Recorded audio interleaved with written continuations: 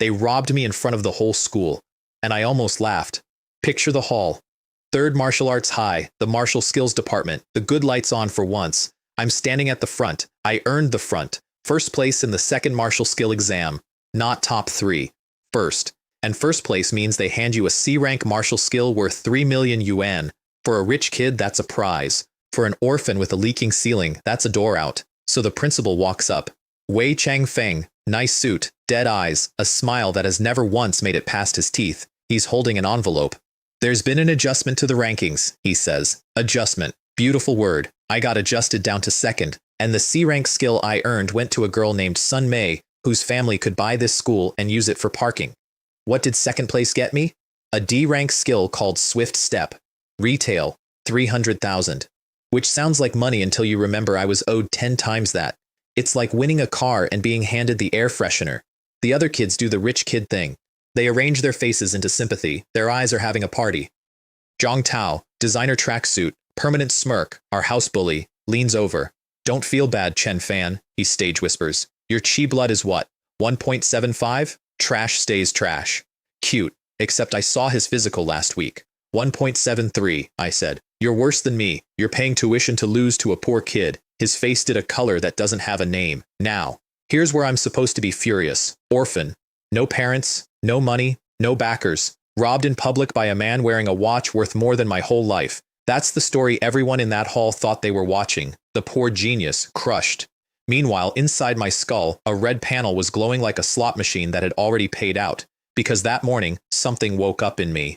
A system, not the kind with quests and a talking sword. This one had exactly one function, and it was gorgeous. It let me buy special effects. For any martial skill I owned, I could pay coins. 1 coin equals 1 yuan. Remember that sentence? The whole story hangs off it, and the system would bolt an effect onto the skill. Each effect did 2 things.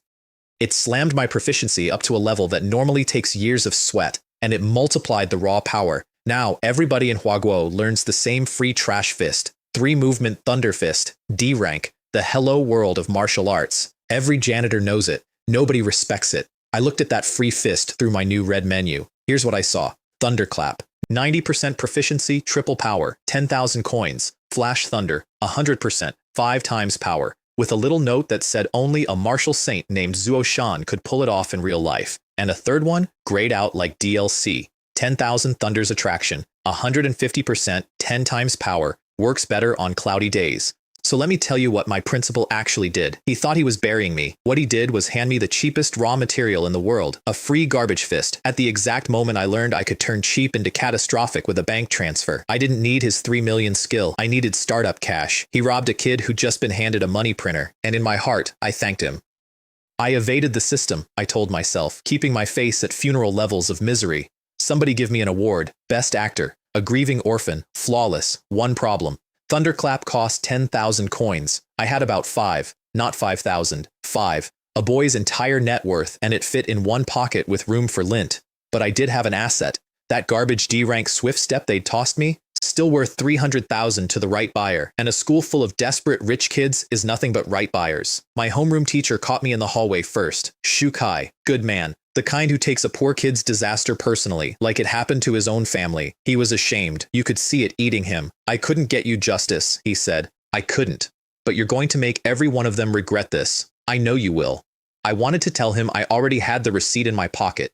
Instead, I just said thanks. Some gifts you hold a little longer before you open them. Then I walked back into the classroom and announced I was auctioning off my brand new D-rank skill, highest bidder. You have never seen teenagers do math that fast. A Swift Step skill under department price, no waiting list. Hands went up like I was giving away tickets. 310,000, 340, 360. Jiang Tao, who cannot feel shame the way normal people can, shouts, 390, grinning at me, certain that money erases the thing he said an hour ago. I sold it to Chen Yuan, back row, quiet girl. The type who never bids on anything because she's busy counting the cost of everything. 370,000, 20 grand under Jiang Tao's number. Jiang Tao actually looked hurt. Are you stupid? I offered more. You did, I said, and I'd rather eat the 20,000 than shake your hand. Consider it the surcharge for being you.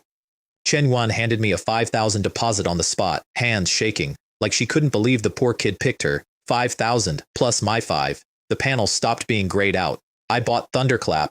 Nobody warns you that it hurts. The proficiency doesn't arrive politely. It's decades of somebody else's training crammed into your skull in 1 second. For that second, it felt like a truck full of muscle memory reversed over my brain. I grabbed a desk, blinked it back. And when the world came into focus, my free trash fist wasn't trash anymore.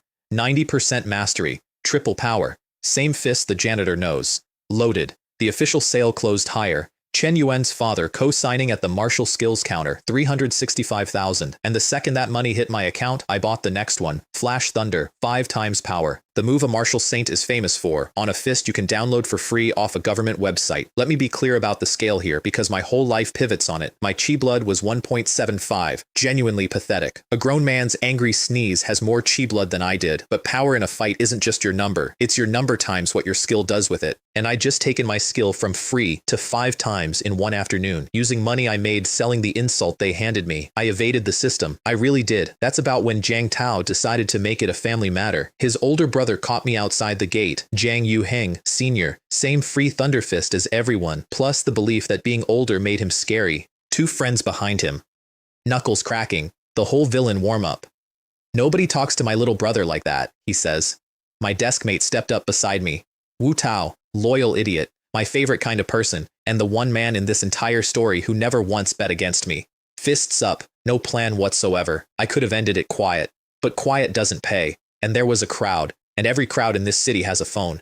So I let Jiang Yuheng throw first, slipped it, answered with thunderclap, out loud, for the cameras. Same fist he uses. Except when mine landed, there was a real crack of thunder, and he folded like a lawn chair. While he was down there trying to remember his own name, I made sure to shout it clear, that this is what 3rd Martial Arts High does to its own students. Demotes them, robs them, sends seniors to jump them at the gate. 15 phones caught all of it. By dinner, it'd be a video called Kid Types Thunderclop on Bully, spelled wrong, 40,000 views. You have to understand my engine. I don't just win fights, I win them in a way that either makes me money or makes my enemies look like exactly what they are. Best case, both. That night a girl called me, Sunmei. The one who won first place, the C-rank skill that was mine, handed to her because her father can buy weather. She wanted to explain. I let it ring out. Not because I was angry at her, because I already understood the thing it takes most people a whole tragedy to learn. She and I were both just pieces a rich man moved around a board. The person I needed to make regret this wasn't the girl who got handed my prize. It was every single person who looked at a 1.75 orphan and decided the story was over. Spoiler, it wasn't over. It had a red glowing menu, and I had a business plan. I could have gone back to being a student, sat in class, let the system slow cook me into a monster over a few years. But students don't get paid, and I had effects to buy, and every effect had a price tag with a lot of zeros. So I did the thing nobody at my school would ever think of. I went and got a job. As a teacher. The place was called Yuheng Martial Arts Hall, and it was dying. You could smell it. That specific sad carpet smell of a business 3 months from the landlord changing the locks.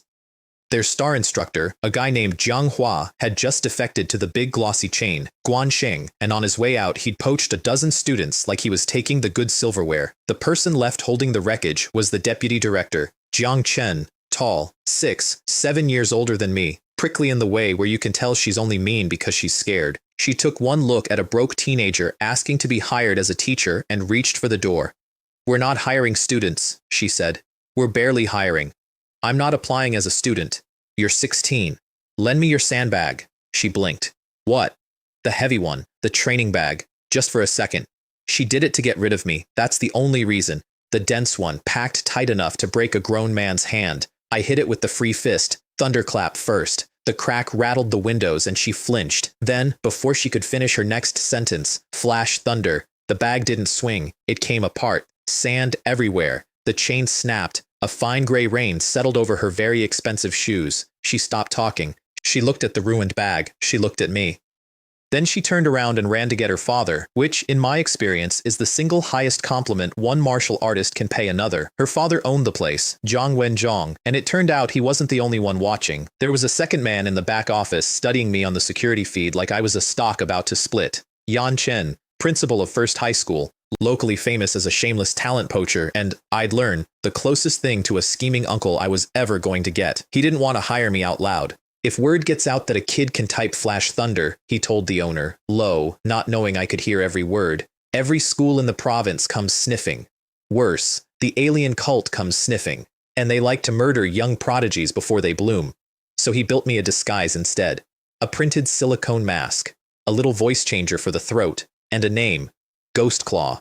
The contract was obscene for a 1.75 orphan, 100,000 a month, plus 50% of the tuition from anyone who signed up for my classes. Plus, and this is the part that mattered, access to the UN family's C-grade cultivation diagram, True Thunder Force. Normally you pay 200,000 UN an hour just to sit and look at the thing. All I had to do in return was become a member of Yuheng and teach one lecture a week over at First High. I signed so fast the pen squeaked, because here's what the diagram meant. Up to now I'd only bought effects for my fist, the fighting half. But a cultivation technique is the other half, the part that grows your body itself. And my system could bolt effects onto that too. Except these effects didn't just multiply power, they multiplied how fast I cultivated. Floating body, 10 times training speed, and it stacked from there. Thunder Snake, 30 times. Thunder Ring. Enveloping Heaven, 100. At the very top, one called Annihilating Thunder River, 150 times, 2 million coins. I wanted it the way a drowning man wants air. I bought Floating Body that first night, sat cross-legged in the dark. By morning, my chi blood had crawled from 1.75 to 1.79. I know, sounds like nothing. Sounds like watching paint dry. But paint doesn't compound, and every coin I fed, the thing bent the curve steeper. Home was a 20 square meter box on the wrong side of a building that had given up on itself. 600 a month. A ceiling with a water stain shaped like a country I'd never visit, spreading a little wider every rainy season. A window that opened onto a brick wall close enough to touch so that even at noon the room held the specific gray light of a place the sun had decided wasn't worth the trip. There was a mattress on the floor, a hot plate, a stack of secondhand humanities textbooks, and the particular silence that a boy with no parents learns to stop hearing. I want to be honest about that room, because everything I became started inside it. I wasn't angry in there. I'd used up my anger years ago, standing at other people's funerals and my own parents', and what was left after the anger burned off was colder and more useful. In that room, at night, I did the math of my whole life over and over until it came out even. Nobody was coming to save me. No family name, no backer, no lucky bloodline. Just a 1.75 orphan and a red glowing menu that turned money into power at an exchange rate the whole world had somehow failed to notice. So I made the room a workshop. My landlord, a man whose entire personality was the sentence, "The rent is due," delivered through a door he never fully opened, got 2 months up front and a small cruel hint that I might be moving somewhere nicer soon, purely so I could watch greed and regret hold a knife fight across his face in real time. Small pleasures. You take them where the budget allows, and my budget, for a while yet, allowed almost nothing else. Those first nights on the cold floor, with the effects freshly bought and burning, I felt lightning move through my bones for the first time. Not a strike, not a weapon, just a slow current threading my marrow while the man downstairs beat his own ceiling with a broom and shouted about a noise I wasn't making. The numbers moved in thousandths. In that gray light, it should have felt like nothing. It felt like the first coin dropping into a machine I already knew was going to pay out for the rest of my life. I'd sit there past midnight, breathing storm into my marrow, and think, they gave the trash fist to the trash kid. They have no idea what they've done. But the real money, the kind that buys 2 million coin effects, was never going to come from teaching kids to punch. It came from the second thing about this world nobody tells you until it's happening to you. Since the monsters started invading, the streets aren't safe, and the people who make them unsafe have bounties on their heads. I had recently discovered that I very much enjoyed collecting bounties. The first one found me at a bank. I was there for something boring. Then the ATM lobby stopped being boring, because a small figure in a schoolgirl uniform and a cheap mask was robbing it. Not with a gun, with her mind. She threw 7 security guards across the room without touching them. Invisible force, bodies folding. One man's ribs went with a sound I felt in my teeth. A mental power master, the first one I'd ever seen in the flesh. And mental energy is the rare, terrifying stat, the one maybe one martial artist in 10,000 ever awakens. And my first, deeply heroic thought, God forgive me, was, the money's here. Because subduing a mental power master is worth a young hero award, cash, potions, military merit. So while grown adults dove behind furniture, I dove at her, took a graze across the arm that stung more than I'll admit, and pinned her. She was tiny under the mask, and she wasn't screaming threats, she was screaming something else. My brother is sick, I need medicine, please, please. Her voice cracked in the exact place a lie can't. The deputy police director showed up. He Jian, small world. He recognized me instantly. The kid from the Thunderclap video. Young Hero Award, he was already saying. Cash, a merit, we'll process it. So I did the math a decent person is supposed to do first, and a broke person learns to do second. Her brother's dying, I said. If there's help to send, send it now, before the paperwork. He sent it. It was too late. But that's a wound for later in the story, and if I tell it now, I'll ruin the timing. The point is this. I walked into that bank a substitute teacher in a rubber mask.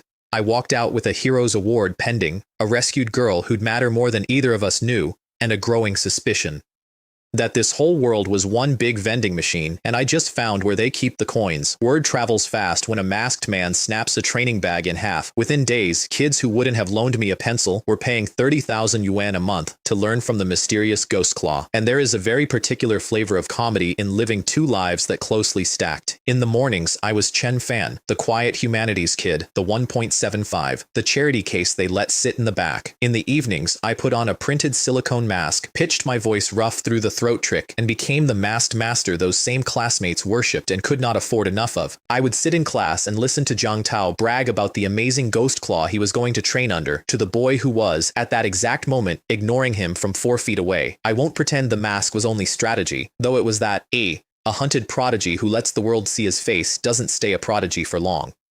It was also, if I'm honest, the first thing in my life that was entirely mine. Nobody had given me Ghost Claw, no family, no principal, no ranking board. I'd built him out of a rubber face and a garbage fist and a system nobody else could see, and behind him I could be exactly as strong as I actually was, which was a freedom the Daylight Boy never got. So Wu Tao trained like a man possessed, and Zhang Tao signed up too, and I let him, because his money spends the same as anyone's, and because there is a specific, quiet satisfaction in taking a bully's tuition with one hand, while he thanks you with the other. Naturally, that was when Principal Wei Changfeng decided to remind everyone who owned the building. He called me into his office, folded his hands, did the whole song. Your chi blood is simply too low, Chen Fan. You're a distraction to the serious students. Sun Mei's chi is 5.0. Now she's a real talent. Whereas you, he let it trail off. So I could finish the insult for him. I finished a different one. The second martial skill exam belongs to the state, I said. You altered a state ranking to hand a national skill to a rich man's daughter. That's not favoritism, sir. That's a lot closer to treason. Want me to ask someone whether it counts?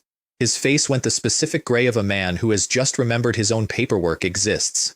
He couldn't answer that, so he did the only thing a small man with a big office can do. You're suspended, he said. 1 month. I walked out calm, because I could already hear the future coming down the hall. Sun Mei caught me at the gate, near tears. She tried to hand me her C-rank skill, my C-rank skill, for 1 yuan, just to clear her conscience. Take it, please. It was never mine. No, I said. But we're both pieces, he moved. I'll take my skill back one day, but I'll take it from him, not from you. She stood there holding out a 3 million yuan skill for 1 yuan, and she genuinely couldn't understand why a poor boy would refuse it.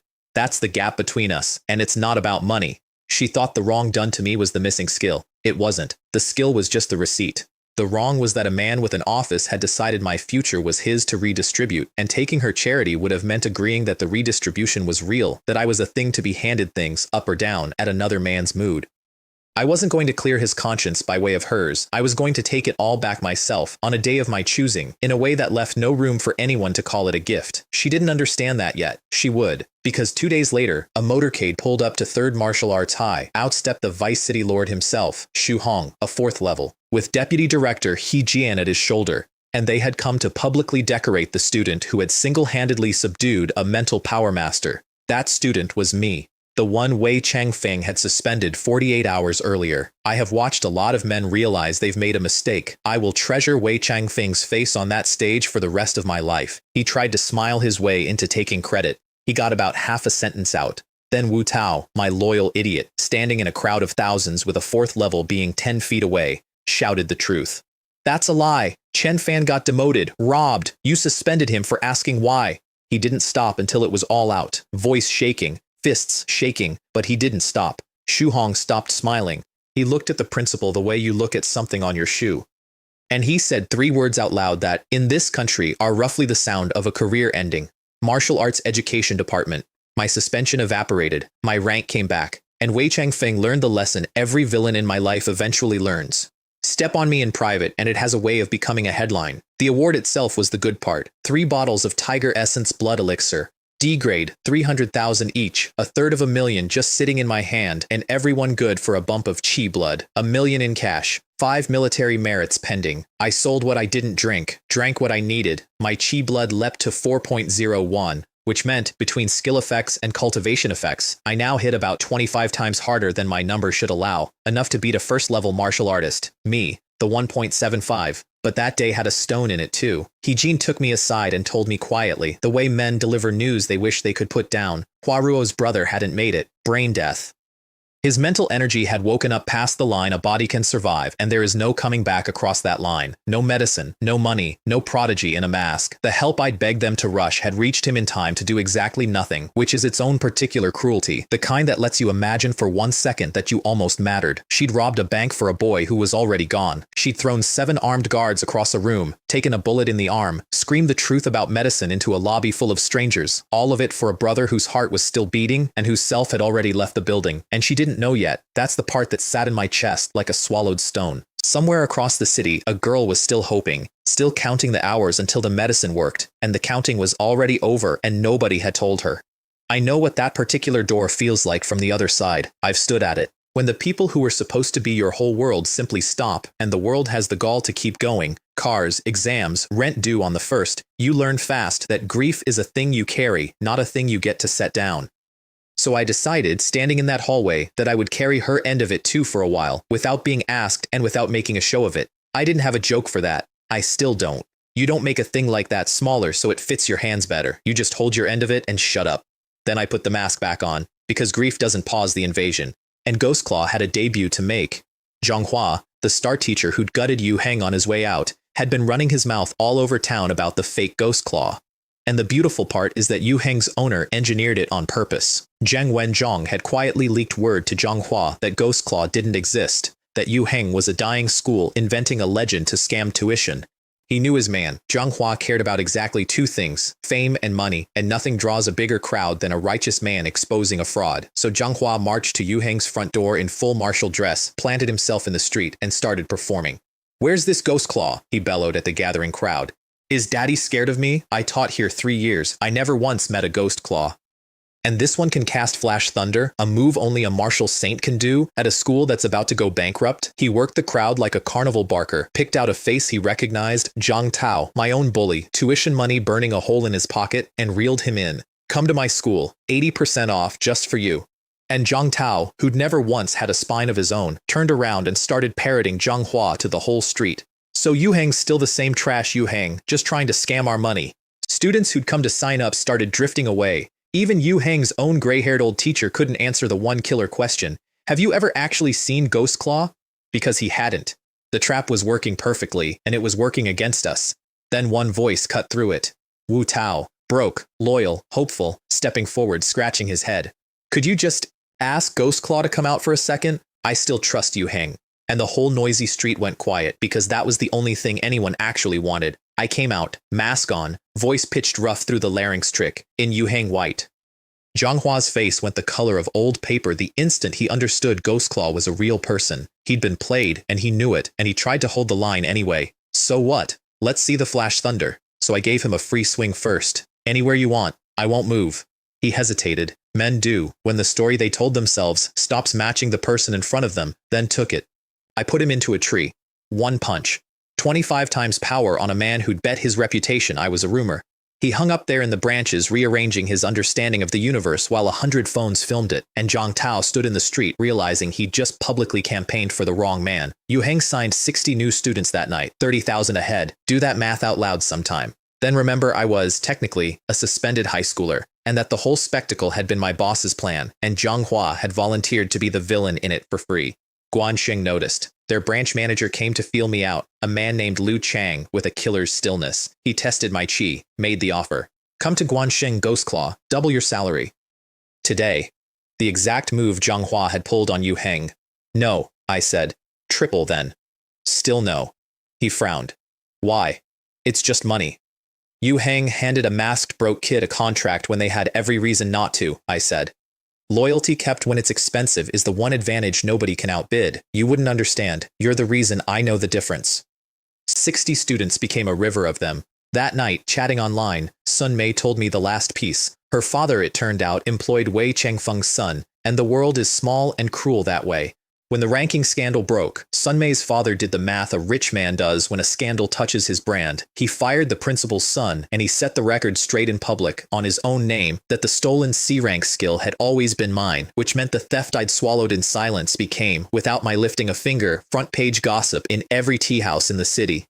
Wei Changfeng spent that whole season hanging onto his job by his fingernails, a laughingstock in his own district, and to shore up the family's collapsing standing, he reached across the country and dragged his own daughter home from a school out west to be paraded as proof the Wei name still produced talent. Her name was Wei Mei. Remember that name? Because I didn't know yet that a girl being dragged home to prop up her father's sinking career was about to become the warmest thing in this whole cold little war of mine. The last thing before the real games began, Shukai drove me out one evening, in his tired little car, the heater rattling, to show me the Hidden Dragon ranking. The list of the top prodigies under 20 in the entire country. The names the whole nation watches the way other countries watch athletes or film stars. He pulled it up on his phone and handed it to me across the gear shift. And I understood he was doing it as a kind of warning, a map of the giants I'd be walking among, so I'd know to be careful. He was a teacher to the end, even then. He wanted me to survive. Careful of Wei Mei, he said. Rank 136, Chi Blood 28.5. She's already killed. Then he scrolled to the top, and his voice changed.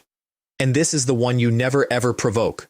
Wei Kong, rank 1 on the whole national list. Chi Blood 135, Mental Energy 80, a boy who cut down grown third-level martial artists for practice, the way you or I might do push-ups. Same surname as the principal who'd robbed me. Same family. Yanjing money. Yanjing blood, and a temper that an entire country had quietly organized itself to step around, the way a village routes its roads around a sleeping beast. Shukai's voice actually dropped when he showed me that name, and I understood why. To him, Wei Kang was a fixed feature of the sky, a thing you pointed at from very far away and taught your students never to cross.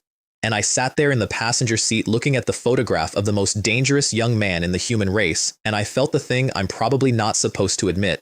I didn't feel fear. I felt the cold, quiet click of a target being logged.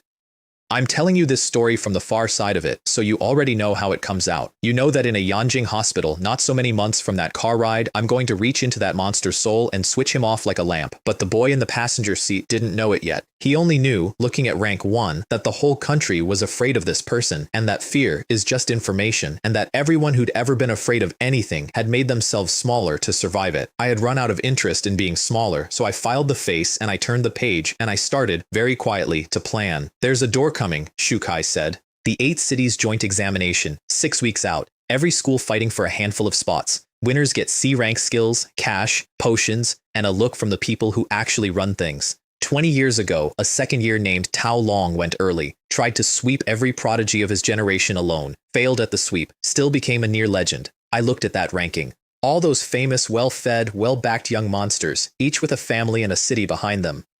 And I felt the system hum in the back of my skull.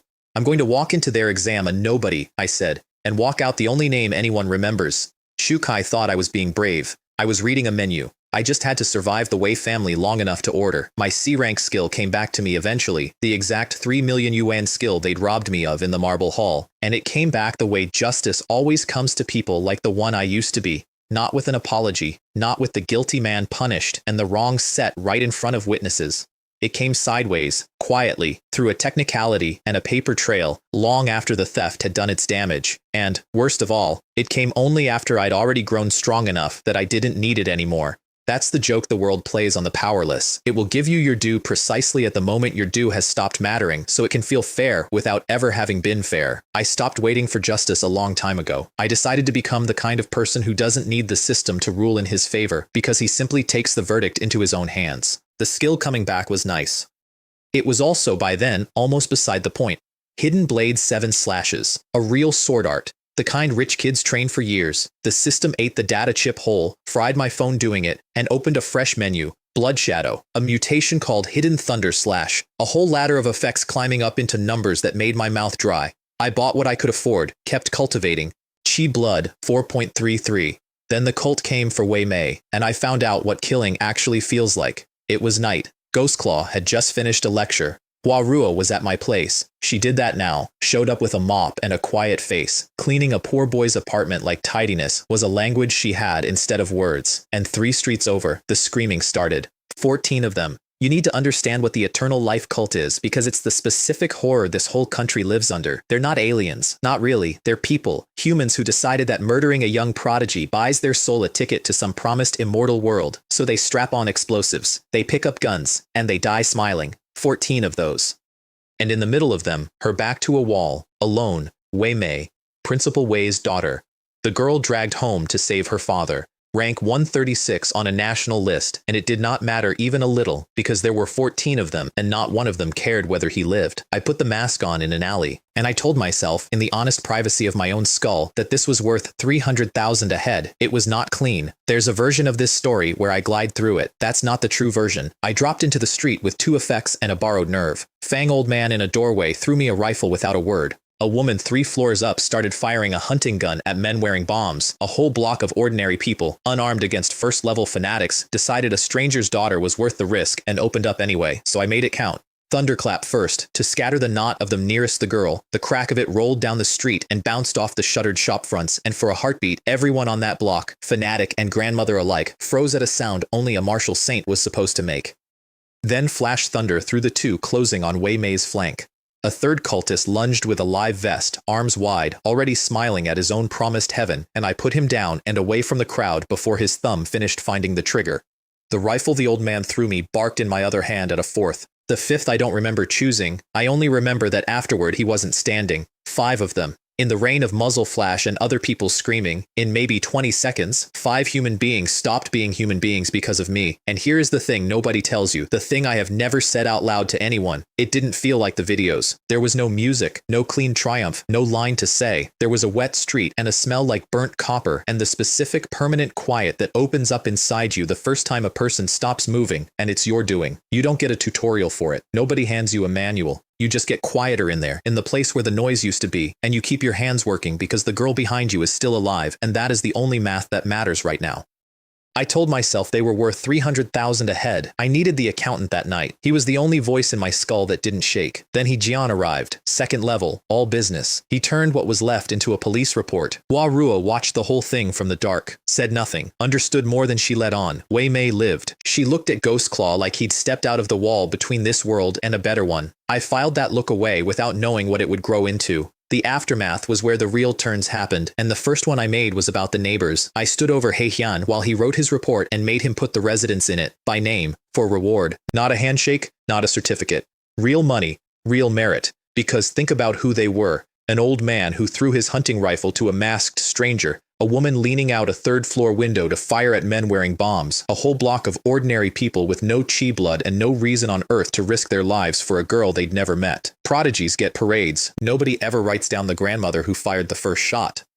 I've been cold about a lot of things in this story, and I'll be cold about more, but that's one line I don't cross. The people who stand up when standing up can only cost them get paid, in full, out loud, while I can still make it happen. Then I told Jian the other thing, the quiet one, that Ghostclaw and Chen Fan were the same boy. The military swallowed the secret whole and kept it because a hidden prodigy is worth more to them than a famous one, and a famous one is worth more than a dead one, and they can run that math faster than anybody alive. And Wei Mei, in her hospital bed, told her father and her brother the whole truth about the ranking, and about me. And she forgave me for a scandal that was never mine to begin with. Her father nodded along and tucked every drop of his resentment behind his teeth, because that's what he is. But Wei Mei was done being his weapon. That mattered more than either of us said out loud. School kept feeding me targets because rich prodigies cannot help themselves. Ghostclaw was teaching a couple hundred kids on the first high playground when their golden boys came to exchange insights. Prodigy for let's measure the new guy. The loudest was Sun Hao, 5 million yuan C-rank skill, a haircut that cost more than my rent, and a special contempt for poor kids who trained the free 3-movement Thunderfist. He held it up in front of children whose parents had knelt to borrow the tuition. This garbage fist, he said. You're teaching them garbage. Look at them. Trash learning trash. Fight me, I said. He laughed. With what? Your free fist? With my free fist. Only that. If it's really garbage, you'll win easy. He should have said no. He came in with the 5 million skill, 9/divine gate, all light and flash. I slid off the first slash. Talked while I did it. You bought a sword, I said, and never learned to want anything with it. Second slash. I stepped inside it. Thunderfist to the ribs. He grunted. 5 million in your hands and no battle intent behind it. Third slash. Wild now. Scared. I let it pass my ear and answered. One clean thunderfist under the heart. He came off his feet. Your problem isn't the skill. It's that you've never once been hungry. He hit his knees, brought up a mouthful of his own arrogance as blood. Then I turned to the 200 poor kids watching, and I gave them the only sermon I actually believe. There are no trash skills, only artists who quit on themselves. This free fist is your last lifeline, so hold it like one. And one of them did. A senior in the back, a poor kid, the kind I recognized on sight because I'd been him, threw a punch. And it cracked. Fang honest thunderclap, the real thing. The move only Yu Heng's trash fist was supposed to be too weak to hold. His first ever. You have to understand what that crack cost to buy. His mother had gone into an office and actually knelt, on the floor, in front of someone with more than her me, to borrow 30,000 yuan for a single month of my class. 30,000 for a family like that isn't tuition. It's a mother's pride laid down on cold tile in exchange for one long-shot chance that her son might be more than the district he was born in. He'd carried that debt in his chest every day of that month, the specific unbearable weight of knowing exactly what your family spent on a maybe. And now he stood on a playground and heard the sound of thunder come out of his own fist for the first time in his life, and he understood, all at once, that it hadn't been wasted, that his mother's knees hadn't hit that floor for nothing. He didn't cheer. He just stood there with tears pouring down his face at the sound, and I have delivered a lot of beatings in this story and made a lot of money, and none of it ever felt like that one crack sounded. 260 kids bowed at once. Ghost Claw, please, teach me.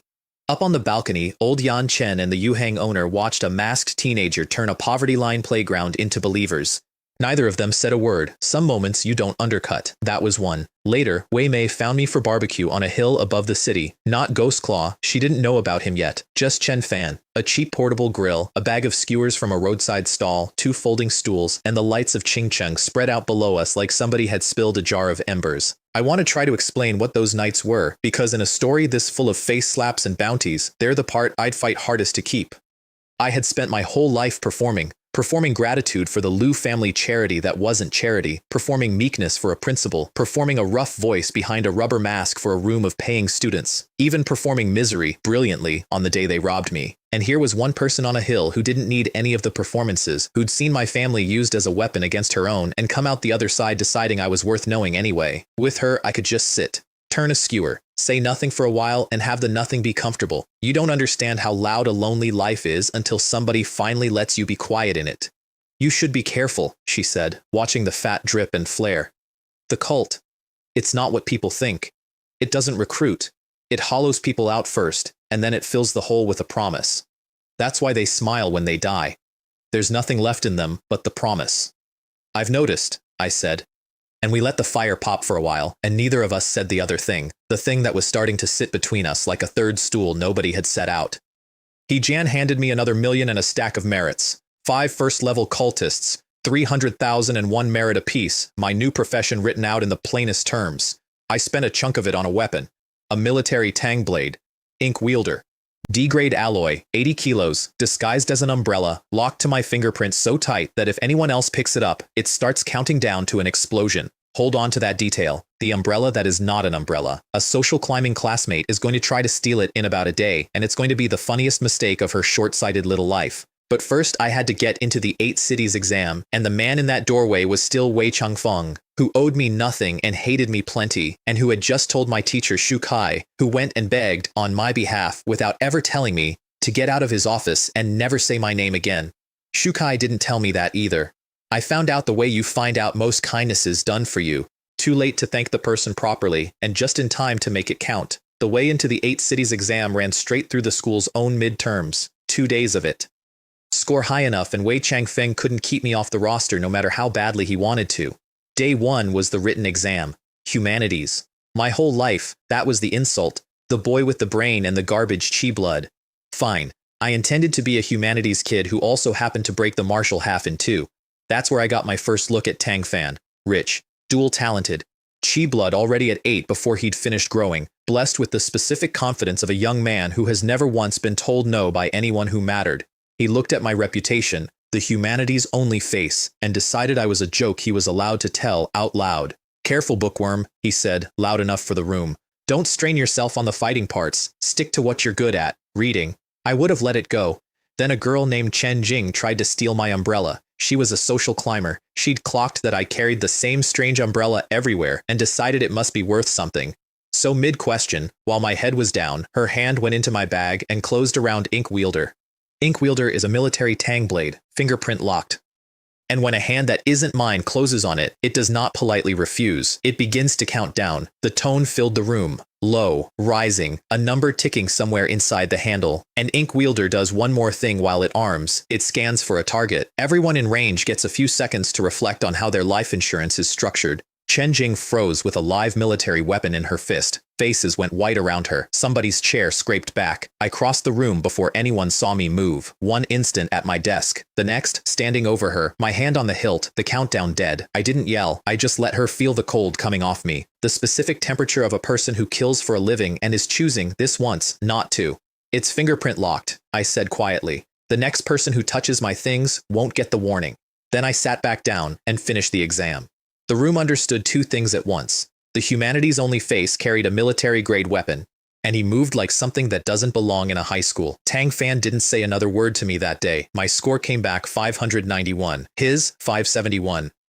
I beat him with the brain too, just to be thorough, and I took a small private pleasure in it that I should probably explain. For years, the humanities-only face had been an insult thrown at me. The poor kid who was clever with books because he had nothing else. No chi blood, no future in a fight, just a knack for memorizing things that wouldn't save his life. The rich boys said it the way you'd say a boy was good at sewing, and the thing they never understood is that the brain was never my consolation prize. It was the first weapon I ever owned, before the system, before a single effect. I won with the only edge poverty had left me. I paid attention, I remembered everything, I read every room, I did the math nobody else bothered to do. So beating Tang Fan on the written exam wasn't a footnote to me. It was me saying quietly, in a language he was too comfortable to hear, the thing you sneered at is the thing that's been beating you since before I could hit back. The fists came later. The mind was always the point.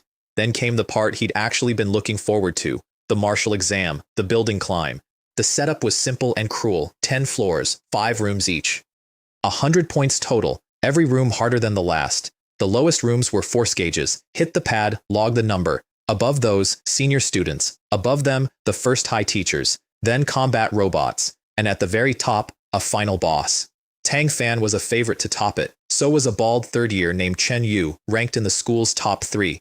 And me, the 1.75 turned 4 point something that nobody had actually measured lately, walked in with my umbrella and my 2 loyal idiots, Wu Tao and Jiang Tao, as teammates. I cleared the force gauges by tapping the pad with the tip of Ink Wielder. Didn't even uncap it. The needle buried itself. The room dinged. I walked to the stairs while the proctors stared at the number. Momentum is a drug. I was mainlining it. It stopped being funny for the school around room 20. A senior in there decided a training match was a fine place to permanently injure the poor kid who'd embarrassed the principal. He came in low and mean, aiming to break something that wouldn't heal. And that's when Wei Changfeng's voice came down out of the loudspeakers. Oily, public.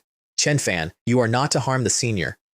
Any excessive force will be grounds for disqualification, setting me up, take the injury or defend myself and get thrown out, in front of the whole school. I looked up at the nearest speaker. You're a principal, I said, nice and clear, so the microphones caught it. You altered a national ranking, you sent a senior to jump me at the gate, and now you're narrating my exam like an ant that learned to use a PA system. Then I kicked the senior through the wall of room 20. You blocked my ranking to steal my future, I went on, climbing while I talked, so the whole building heard the case laid out. Now you send someone to end me at floor 20. You really think a small man with an office gets to write the end of my story? And the thing about saying the true thing out loud in front of 1,000 people is that they do the math for you. The murmur ran through the school, so that's why he buried Chen Fan, and Wei Changfeng in his meeting room turned the specific red of a man watching his own reputation combust on a live feed. The one thing every ant has in common, I said, is that it expects everyone else to be weak. Sit down. The third floor was First High's teachers, and they'd all heard every word, and not one of them cared about Wei Changfeng. Come to First High, kid, a burly one said, grinning. Third High isn't good enough for you. Which was, if you're keeping score, a public slap across my principal's face delivered by a rival school mid-exam. I didn't even uncap Ink Wielder for him. I flashed across the room and stopped the umbrella's tip 5 centimeters from his forehead before he'd finished raising his guard. Teacher, I said, you lost. He swallowed, sweating, and thanked me, because if I hadn't pulled it, he wouldn't have known what killed him. Down on the playground, the whole school watched my marker rip across the display. Room 30, 33, 34. That's faster than Tang Fan, faster than Chen Yu. The quiet humanities boy, the 1.75, was clearing floors faster than the school's monsters. In my old classroom, Chen Yuan had both hands over her mouth. Jiang Tao stood there, realizing he'd once sent his own brother to jump this.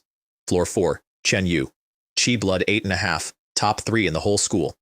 Bald head, shaved clean, and the kind of certainty that's genuinely earned. He was the real thing, dangerous, and he knew it. When he powered up, a deathly black light poured off his body, and he wore the expression of a man who has decided he stands above the 9 heavens and everything under them. The female teacher stationed there as gatekeeper actually stepped back from him. That's how much presence he had. I've heard about you, humanities boy, he said, rolling his neck. I don't let anyone in this building be more arrogant than me. Let's see if the rumors are stupid. Come find out. The gatekeeper started to object. This wasn't sanctioned. She was still the challenge here. But I was already smiling, and a thread of lightning was already climbing my arms, bright enough that she flinched a second time. He loaded the big one, committed his whole 8.5 of chi blood into one crushing overhand, the move he'd probably won 100 fights with, and I let him. I let him wind up, let him commit everything, let his weight tip all the way forward past the point of no return, because a man who's given you his full weight has given you the fight, and all that's left is collecting it. Then, one cut.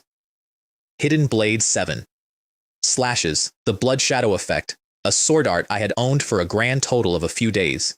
It went in under everything he'd built and came out the other side, and Chen Yu left through the 4th floor window with his eyes already gone blank somewhere over the sill. Top 3 prodigy turned to a falling thing before he'd understood he'd lost.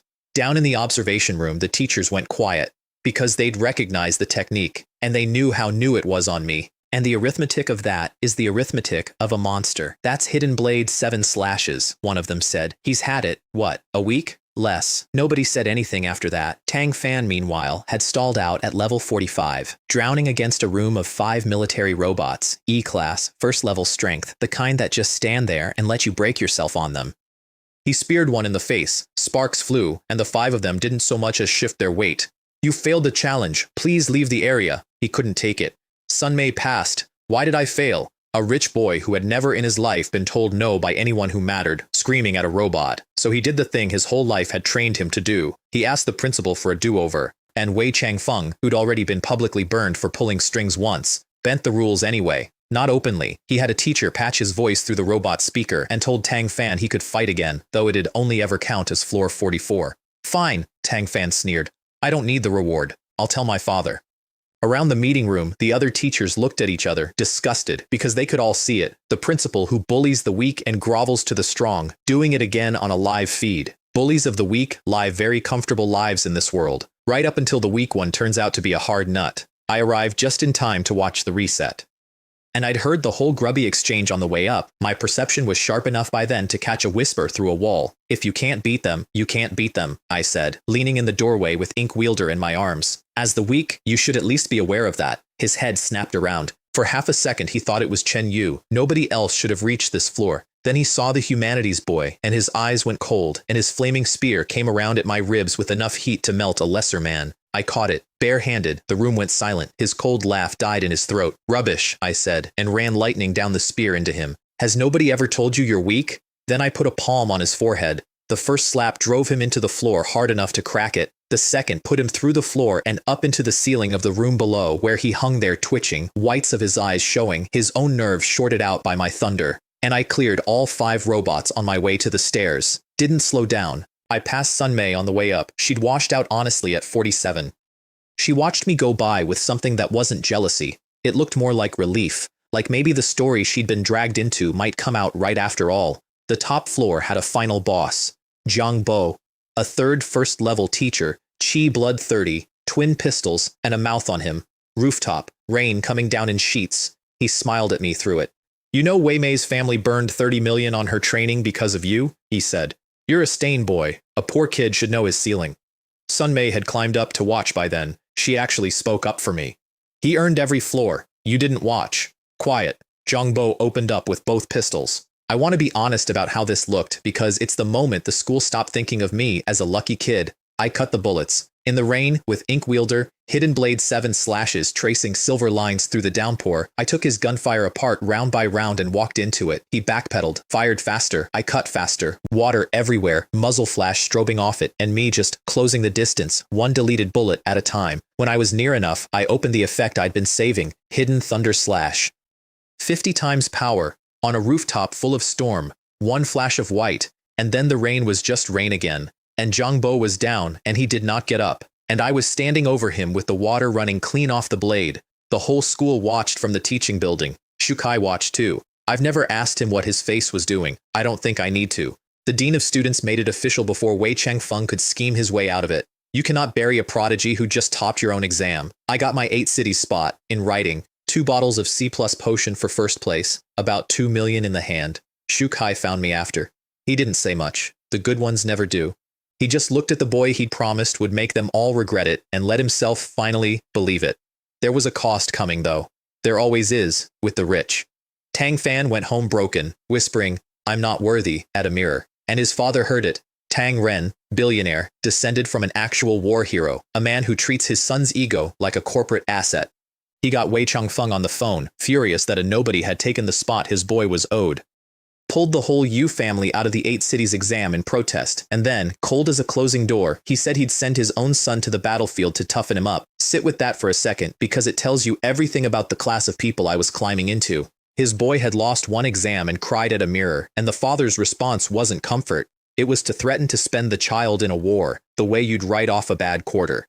To Tang Ren, his son was a stock that had dipped, and there is no version of that man's love that isn't also an audit, so I'd made a powerful enemy purely by winning a spot cleanly, on merit, in front of witnesses. No insult, no theft, no scheme. I'd simply been better than his investment, and for that the billionaire declared war. I was starting to understand a rule that has only proven truer since. To a certain kind of powerful man, your talent alone is an offense, and the cleaner your victory, the deeper the grudge. It's the only sort of enemy worth having, honestly, the kind you earn by being good rather than by being cruel. It's also, I was learning, the kind you never, ever stop making, all the way up. Hua Rua came to me before she left the city, and she finally told me the whole thing in the flat voice people use for the memories that would break them if they used any other one. You know how they make mental power masters? She said. She wasn't looking at me. She was looking at the floor she'd cleaned. They take children, flood their bodies with something that forces the rare stat awake. About 1 in 100 survives it. The rest die, or they come out hollow and do what they're told. And you? My brother got us out. Then the awakening killed him slow, the way it was always going to. A breath. I don't trust the police. They handed me back to that place once. There's a mole in every uniform. She finally looked up. So I'm trusting you. A boy who tackled me for a bounty. That's how low the bar was for the adults in her life. The bar was, a masked teenager who tackled me for a bounty is the most trustworthy person I've ever met. Sit with that. Every grown-up who was supposed to protect that girl had failed her so completely that a stranger in a rubber mask, motivated at least partly by money, cleared the field. And I'll be honest about why I went, because I've been honest about the ugly parts, and I won't get sentimental now to look better. It wasn't pure. There was a bounty in it, and there was the cult, and I have a long-running interest in relieving the cult of its members at 300,000 a head. But it wasn't only that either. I knew what she was. A kid whose whole world had been people walking outdoors and dying in beds, who'd been handed back to a nightmare once by the very uniforms that were supposed to save her. I knew that specific shape of abandonment from the inside, and somewhere in the cold ledger where I keep everything, there was one line that wasn't about money, and it said, "Not this one, not again, not while I can lift a hand." So I brought He-Jin in anyway. 30 guns or 30 guns, and I made him swear it stayed small and quiet. We drove 200 kilometers to Shui City, to the plant, a shut-down chemical works, the exact kind of place a country stops looking at, which is precisely why the cult builds its worst rooms there. On the road, we crossed 3 university students running their own errand in the same bad direction.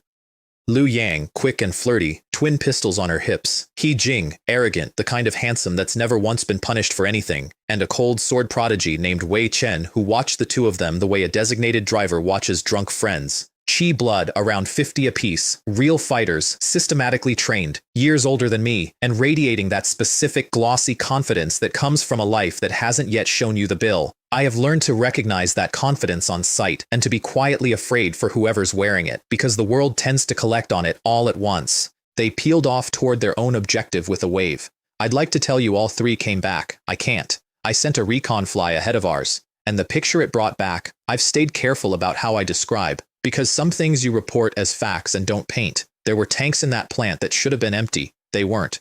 There were children in there who were already past saving, and guarding all of it, 25 first-level cultists, a second level or two, and around 50 living kids strapped into vests, meant to be used as shields. I'll tell you what happened to the 3 students who split off, and then I'll never linger on it again, because it doesn't deserve the room. A one-eyed man ambushed them. He Jing didn't come back. The cult drove children into Liu Yang and Wei Chen as weapons, and made 2 strong young fighters choose between their own lives and kids who were already lost. That's the enemy. Not scary because they're strong, scary because they've decided a child is ammunition. Then He-Jin charged the gate, and I went to work. I'm not going to pretend my head was a noble place. Every cultist I cut down, a small clean voice in the back of my skull said, 300,000, deposited. It's an ugly little accountant, that voice. It's also the reason I kept moving when a normal person would have frozen. The cultists put the kids in front of them. 50 children in vests, herded into the gaps, walls of small bodies between me and the men I needed to reach. That's the trap the cult builds. They make your mercy into their armor, so I stopped swinging wide and started cutting narrow, around, between, never through. Slower, harder, and every one of them a little clean deposited in the back of my skull to keep my hands from shaking. 2 mental power snipers made it worse. Their rounds didn't fly straight. They bent, curved around cover, found the police officers hiding behind concrete and took them anyway. I could feel the bullets coming the way you feel a mosquito before it lands, and I put my thunderbone forearm in front of the ones aimed at me and ate them and kept moving toward the men bending them, past the firefight, past the snipers, all the way to the room that mattered, the control room, 1 operator, 1 console, 50 remote detonators wired to 50 vests, and his thumb already drifting toward the master switch, because a cultist would rather kill 50 children than lose them. I killed him before the thumb landed. Then I broke every detonator in the room, all of them, snapped them one after another, crack, crack, crack, until the 50 vests out in that plant were just fabric and buckles. Whatever else happened that day, the kids in those vests walked out. I want that on the record right next to the accountant's voice, because both of them were me. And it turned the whole fight in a heartbeat. Out in the yard, He-Jin was losing, not on strength, on heart. The cultists kept shoving children at him and he kept pulling his blows, and a one-eyed man had been walking all over that mercy. Officers were dying. The cult was grinning. Then my voice carried across the yard. The detonators are dead. The vests are empty. And the grins fell off their faces at the exact moment the police stopped flinching. He-Jian bellowed back, "Chen Fan, you're my father," which I could have done without because I did not want a man that age as a son, but I let him have it. The one-eyed man's human shields were suddenly just kids, and the officers stopped hesitating, and the tide went the other way. Wei Chen, the cold sword prodigy, came off the ropes swinging like she'd been saving it. Behind the control room, there was a lab, and in the lab, a child on an 4th line, and the bag feeding into the child's arm held 2 things, beast blood, and a small, impossible flame. That flame is how they force the awakening. And that flame, I'd learn, was worth more than the plant, more than the city around it.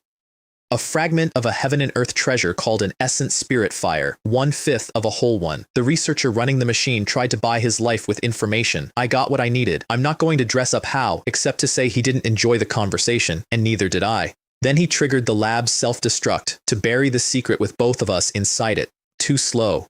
I had a cultivation effect called Annihilating Thunder River that turns me into a line of lightning for exactly long enough to not be somewhere anymore. I used it. The fire came with me. It went into my body on the way out, and that changed everything, because my mental energy, the rare stat, the one I'd been scraping along at 0.5, did not climb. It detonated. 0.5, 2.5, 6.7, 13, 25. The numbers ran up the inside of my eyes faster than I could read them, and each jump rewired what the world was. 0.5 had been a flicker, a candle in a cave. 25 was a sun coming up inside my skull. I put out a hand in the smoke and a slab of fallen concrete lifted off the ground because I asked it to, not pushed, not lifted, asked the way you'd ask your own arm to rise. I could feel every heartbeat left in that building at once, dozens of them, each one a separate small drum, and I could have found any of them in the dark and stopped it with a thought. The whole ruined lab laid itself out inside my mind like a map that drew itself. So this is what it feels like, I thought, standing in a burning room with a stolen star settling into my chest. All my life I'd heard the word power and understood it the way a poor kid understands it, as money, as a name, as the thing other people had that let them step on you. This was something else entirely. This was the floor of reality going soft under my will. This was the difference between wanting the world to move and simply informing it that it would. This is what being powerful actually feels like. And God help me, standing in that lab full of what the cult had done to children, I loved it. I'd walked in to keep a promise to a grieving girl. I walked out a mental power master, carrying a secret that half the monsters in the country would burn a city to own, and the day wasn't close to over, because the local police, my reinforcements, were wearing the cult under their uniforms, and they were about to find out what happens when you ambush a boy who just learned he can hear you coming. Here's how the trap worked. The reinforcements Heejin had called for, the Shui City Police, 30 more guns riding to the rescue, were the cult. The whole precinct. They rolled up wearing the badges of the people who were supposed to save us. And then they opened fire on us instead. Out front of them walked a man in a mask moving like a landslide, plus 3 second-level martial artists, plus 30 first-level cultists who had already decided today was a fine day to die for a promise. By the time I got back to the courtyard, it was going badly. He Jian was bleeding, on the back foot against the masked man, holding. The 2 university survivors were being ground down by a pair of second levels who outclassed them, and I walked into it with a star in my chest and 25 points of mental energy singing behind my eyes. And I found out something about myself I've never quite made peace with. I wasn't afraid. I was doing math. 12 of the first levels came at me at once, and with mental energy that high, I could read every one of them a half second before they moved. Where the weight shifted, which hand carried the blade, who was going to fake and who meant it. It stops being a fight when you can see the future in half-second slices. It becomes editing. This one steps left, gone. That one commits to the overhand, gone. The 2 flanking, I'm already not where they swung. The accountant murmured numbers I'd stopped listening to. 12 down in the time it takes to describe it. Then I did the thing I had to do, instead of the thing I wanted to do. Because one of those second levels was a woman with a whip, and she was a mental power master too, which meant she could feel what I was carrying. She'd started to sense the fire, and a secret that valuable doesn't survive a living witness. So I drew her off, alone, behind one of the dead workshops, where the cameras couldn't reach, and I finished her with the one card I never show in public. 10,000 Thunder's attraction. The effect that doesn't just call thunder, it calls the real thing, reaches up into an actual sky, and pulls a bolt of heaven's own lightning down through a human being. There was a flash that turned the whole plant white for one instant, bright enough to throw the shadows of the dead workshops out sideways across the mud. A smell like the air right after a storm, clean and burnt at the same time. And then I was alone behind that building, and the secret in my chest was still mine, and nobody would ever know how close it had come to getting out. I don't tell that part with jokes, and I've told the rest of this with plenty. So let me be exact about the difference, because it's the line I watch in myself. The men out front, the ones with bombs and guns coming at children, killing them was a fight, and a fight has a clean floor to it. You can stand on it afterward. This was not that. She hadn't swung at me. She'd only started to feel the fire I was carrying, and a witness who can feel that fire is a witness who gets the whole country killed hunting me. So I took her behind a wall where the cameras couldn't see, and I ended her for the crime of noticing. That's not self-defense. That's the cold arithmetic of a secret, and I did the sum without flinching, and the not flinching is the part that sits differently. Some kills you make for money, and you can shrug them off with the rest of the day's work. That one I made for silence, and silence, it turns out, has a weight to it that money never does. The masked man and a swordsman with a curved meow blade came for me together after that. Both second level, both running the cult math where killing a prodigy buys their soul a door. They meant to trade their lives for mine, and they very nearly got the trade because 2 second-level suicide rushing a boy is a lot of momentum to stop. I opened Thunder Ring enveloping heaven at the last possible breath.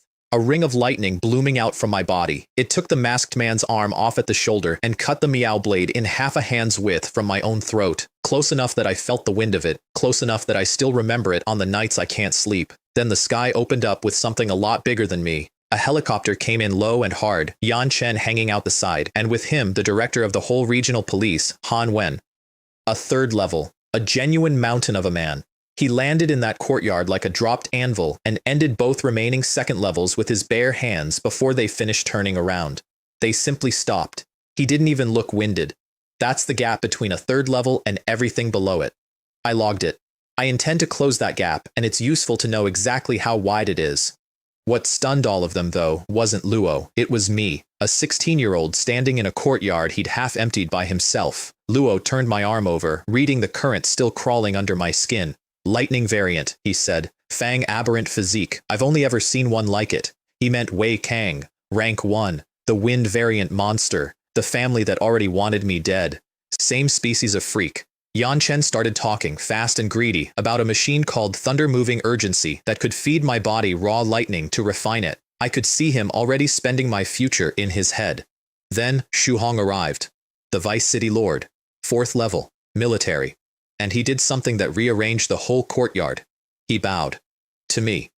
A 4th level martial artist, a Vice City Lord, a man who could have flattened that entire plant with a gesture, someone who by every rule of this world outranked me the way a mountain outranks a pebble, bent his neck to a 16-year-old standing in a courtyard full of the men he'd killed. I felt the whole yard shift when he did it. Everyone still breathing understood in that instant that the calculus had changed. Then Shu Hong straightened, turned to Yan Chen, who stood there for the martial arts department, and said, in the smooth and pleasant voice powerful men save for their most serious threats, "Keep your hands off." The military saw him first. 2 of the biggest powers in the country had just started drawing lines around me. I wasn't a prodigy anymore. I was territory. The ledger from that day was obscene. 9.7 million in cash, 38 military merits, 1 2nd-level solo, 2 assisted, 9 cultists, 10 mental power masters, all of it priced out and stamped. So I did the only sensible thing a boy with 10 million coins and a magic vending machine can do. I went shopping. Bought out the rest of the Hidden Blade 7 slashes effects. Reverse point floating light, the Azure Nether Blood Blade slash sitting at the top like a promise, and I felt the numbers behind my eyes tick up towards something the Wei family was going to deeply regret ever poking. Back in Qingcheng, I spent the merits like a man who'd finally found the store he'd been hungry for his whole life. A mental cultivation technique, Universe Crystal, to grow the new stat properly, a mental combat skill called 13 Strikes of the Gun Cloud, pistol work fused with mental energy, which patched the one hole in my whole game. Until now, everything I could do required being within arm's reach, and the thunder-moving urgency rig, the machine that would pour raw lightning into my bones.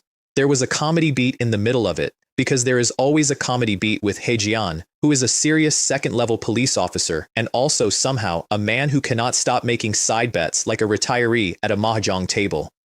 A state cultivation diagram is a serious object. Universe Crystal, the mental technique I needed, and comprehending one is supposed to take a genius days of staring, weeks for a normal talent. So He Jian, watching me sit down in front of it, turned to 3 of his soldiers and wagered that I couldn't crack it in under 5 hours. Sportsmanlike odds. Generous even. I walked out of the meditation room in about 1. The soldiers cheered. They'd won. Yan owed them money. It was a beautiful moment, and I stood there and let it breathe, because the truth was so much funnier than anything I could have said. What none of them knew is that I hadn't comprehended anything. My system had reached out the instant I sat down and simply eaten the diagram whole, the way it eats everything, filing the technique into me like a receipt.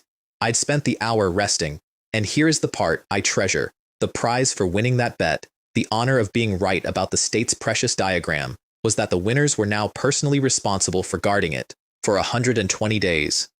The 3 of them had just celebrated their way into a 4-month prison shift over a wager they only won because I let them, and I looked at their happy faces and I decided, as a gift, not to explain any of it. Some joys you simply don't have the heart to correct. Then the Wei family sent someone to buy the thing they should have been smart enough to leave alone. Wei Fan came in person, 4th level, out of Yanjing, and, this is the part that mattered, Wei Kong's own uncle. He brought his granddaughter, Wei Yue, a 1st level with a hidden dragon ranking and the manners of a girl who has never carried her own bags. They sat in my borrowed office and offered me 10 million for the Essence Spirit Fire. Then, when I blinked at them, 20. And the whole time, Wei Wei talked at me the way you talk about a stain on a menu. Small town. Lucky. You don't even understand what you're holding, do you? I'm holding a cup of tea, I said. I don't have any fire. You drove a long way to insult a boy about a thing he doesn't own. Wei Yue stood up to make the insult a threat. That was her mistake. And it was the last decision she got to make standing. I hit her once, controlled, flash thunder pared down to the exact amount, and she went out the 3rd floor window and into the courtyard below. I came down after her before the glass finished falling. She tried to get up. I put a foot on her, and I raised my hand. Above it, a blade of lightning grew until it was 10 meters long. Where the tip touched the ground, the concrete split and the crack ran 50 meters across the yard. I looked down at the granddaughter of Yanjing and I let her hear, very calmly, exactly how easy it would be. She stopped being a hidden dragon prodigy right about then. She became a girl crying on the ground, begging, snot and tears and all. The same girl who'd walked into my borrowed office calling me small town and lucky and telling me I didn't even understand what I was holding. The whole armor of Yanjing came off her in about 4 seconds, and underneath it was exactly what's underneath all of them, a scared kid who'd never once been on the wrong side of the power in a room and had no idea how to be there. And I'd love to tell you I felt something noble in that moment. Pity, maybe. Some flicker of mercy for a person meeting their own smallness for the first time, but I've promised you the truth the whole way through, so here it is. I didn't feel noble. I didn't feel cruel either, which might be worse. I felt paid up.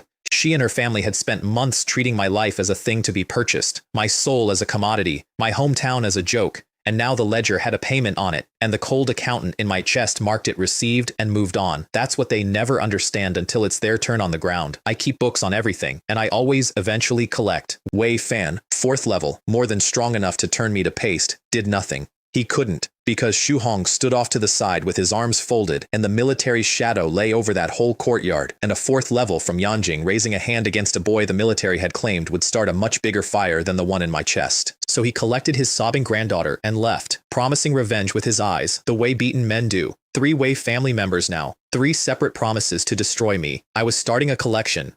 Afterward, Shu Hong told me the old story, the one everyone in this world tells eventually. Tao Long, 2nd year, took the 8 cities exam early 20 years ago, walked in intending to defeat every prodigy of his generation by himself, failed at the sweep, still qualified, near Martial Saint now. They've been telling his story for 2 decades. He told it as a warning. That's how the old always tell that story, as a cautionary tale about a boy who reached too high and fell, a lesson in knowing your place. Tao Long tried to swallow a whole generation and choked on it, so aim lower, be reasonable, wait your turn. I heard it as a to-do list, because here's the difference between me and the boy in that cautionary tale, and it's not talent. It's that Tao Long wanted to be the greatest, and I need to be the only one.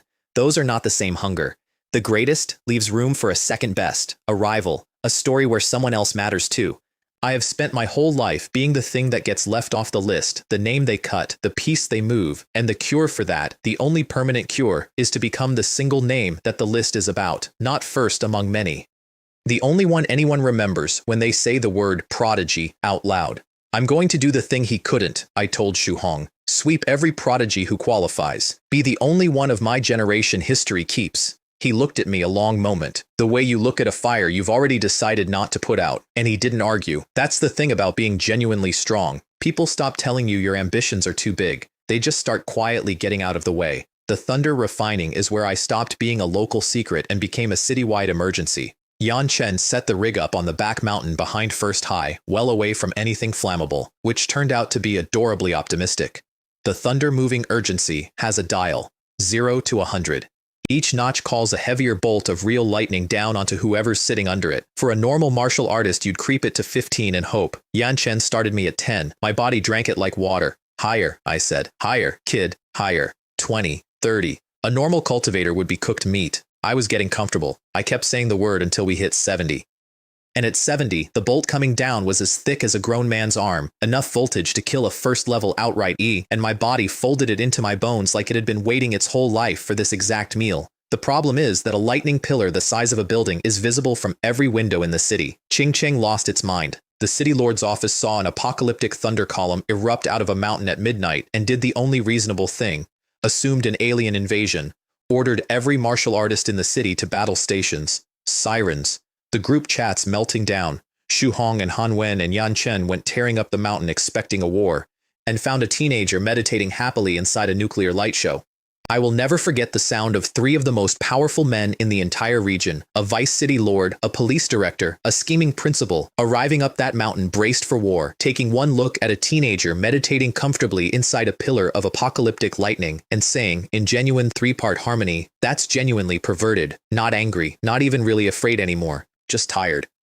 It was the specific, bottomless exhaustion of grown men watching a kid casually break a rule they had spent their whole lives believing was unbreakable and realizing they were going to have to get used to that feeling. They ran soundproof, light-dampening netting up the whole back mountain after that, officially to protect the city, in practice to keep the citywide martial artist group chat from having a fresh collective heart attack every single night I sat down to train, because a lightning pillar the size of a building tends to reopen the "are we being invaded" debate on a nightly basis. My chi blood climbed past 15, past 17, and Shu Hong told me something worth keeping. When a variant physique like mine finally advances a full level, it won't be quiet. It'll trigger a heavenly tribulation, a sky-sized punishment that only true prodigies ever provoke. Wei Kong had triggered his at 80 chi blood. Mine, whenever it came, was going to be loud. Speaking of Wei Kang, While I was up on that mountain becoming a public safety incident, the boy at the top of the hidden dragon list was in Yanjing, teaching his own family what failure costs. His uncle Wei Fan had come home empty-handed, no fire, and a granddaughter who'd been made to cry in a Qingcheng courtyard, and Wei Kang's response was to hurt his own uncle, casually, the way you'd flick a lighter, and make a fourth-level being stand there and take it. That's who sat at rank 1, not just strong, rotten in a specific patient way. And that scene told me the real stakes because Wei Kang said out loud what the fire actually was, not just a treasure. The flame pattern inside a complete essence spirit fire is a key, the map to a dead martial saint's tomb, to a legacy that could put one family above every other in the country. Wei Kang wanted it to make the gust supreme, which meant the thing living in my chest wasn't a lucky windfall anymore. It was the center of the board, and the most dangerous young man in the nation had just decided to come collect it. I didn't have his name on a list yet. I didn't need to. Some enemies announce themselves by the size of the silence they leave. The last thing before the real games began was a goodbye. Hua Ruo was leaving Qingcheng for the Shanghai military region. They'd sent an escort, a soldier named Zhang Hua, who'd taken one look at my reputation in my apartment and decided I was a lazy little degenerate her precious charge should stay away from. Hua Ruo came to say goodbye anyway, past the disapproving soldier, up to my sad little door, and she'd done the thing she always did when words were too heavy. She'd cleaned my whole apartment one last time, scrubbed the water-stained corners of a place that didn't deserve the care, because tidiness was the only language her particular grief had ever let her speak. Then she hugged me and cried, hard, the kind of crying that isn't really about the moment it happens in. Because look at the shape of her life. Her brother had protected her and then died and left her. The police who were supposed to save her had handed her back to a nightmare. I had pulled her out of that plant and become, without either of us naming it, the closest thing to family she had left, and now she was the one walking out the door, off to a military region 1,000 miles away, and every person she had ever loved had turned out to be a door closing. She was crying, I think, because she'd finally found something worth staying for and the world was making her leave it anyway. That's the cruelty her life kept repeating. It only ever showed her a home right before it took her away from it. I didn't have a clever thing to say. For once in this whole story, I didn't reach for the joke or the angle or the bounty. I just held on and let her cry into my shoulder for as long as she needed, and I did not, even a little, try to make it smaller than it was. Then 5 mercenaries decided to test whether the fire was really on me and fired 5 rockets at the 2 of us in a crowded street. I caught them. All 5. Mental energy at 34, I reached out and stopped 5 rockets dead in the air a meter from our faces. Held them there, hanging like ornaments. While Zhang Hua, who'd spent the whole visit sneering at the lazy degenerate, sank to her knees because her body understood before her pride did. She never even got to warn me, she just knelt. Then I set the rockets down gently, jumped to the rooftop the shooters were on, and took all 5 of them apart with 13 strikes of the gun cloud. My new mental pistol work, running at 80 times power. A boy who used to have no ranged attack at all, now killing from across a rooftop without moving his feet. One of them wore a helmet camera. And on the far end of it, in Yanjing, Wei Kang watched the fire flare in my chest and got his confirmation, so I looked into the little lens, and I stepped on it, and I gave him the only review I had. Garbage is just garbage. A bystander caught 10 seconds of it on a phone, a figure wreathed in lightning firing twin pistols on a rooftop, and it went viral across Qingcheng by morning. Nobody saw my face. That was the whole point. In this world, you let them see the lightning. You never let them see the boy. 20 days of that lightning pillar passed, and my numbers climbed like a fever. Chi blood into the 50s, then 81, mental energy into the 40s, and still, this is the strange part, I hadn't advanced to first level. A normal martial artist crosses that line at 10 chi blood. I was past 80, and my variant body just kept getting denser instead, saving the whole crossing for one enormous door. My contract with Yuheng ran out around then. I left the way you should leave a place that took a chance on you, clean and grateful. They put my record up on the LED board out front, scrolling in cheerful yellow letters for the whole street to read. 15 students had landed their first real thunderclap in a single month under Ghost Claw, at a school that a season earlier had been 3 payments from closing its doors. Yuheng wasn't dying anymore. I'd walked in when it was a corpse and walked out having accidentally saved it, and the kids lined the sidewalk to bow at a rubber mask and thank a person whose real name they'd sat next to in class. Zhang Chen came out to see me off, the prickly deputy director who'd nearly thrown a broke teenager into the street on day 1. And she did a goodbye that started as her usual sharpness and kept slipping into something softer and almost sad, the kind of goodbye she would flatly deny to her dying day if you ever brought it up. She'd loaned me a sandbag once, out of irritation, to get rid of me. It's funny where the doors turn out to be.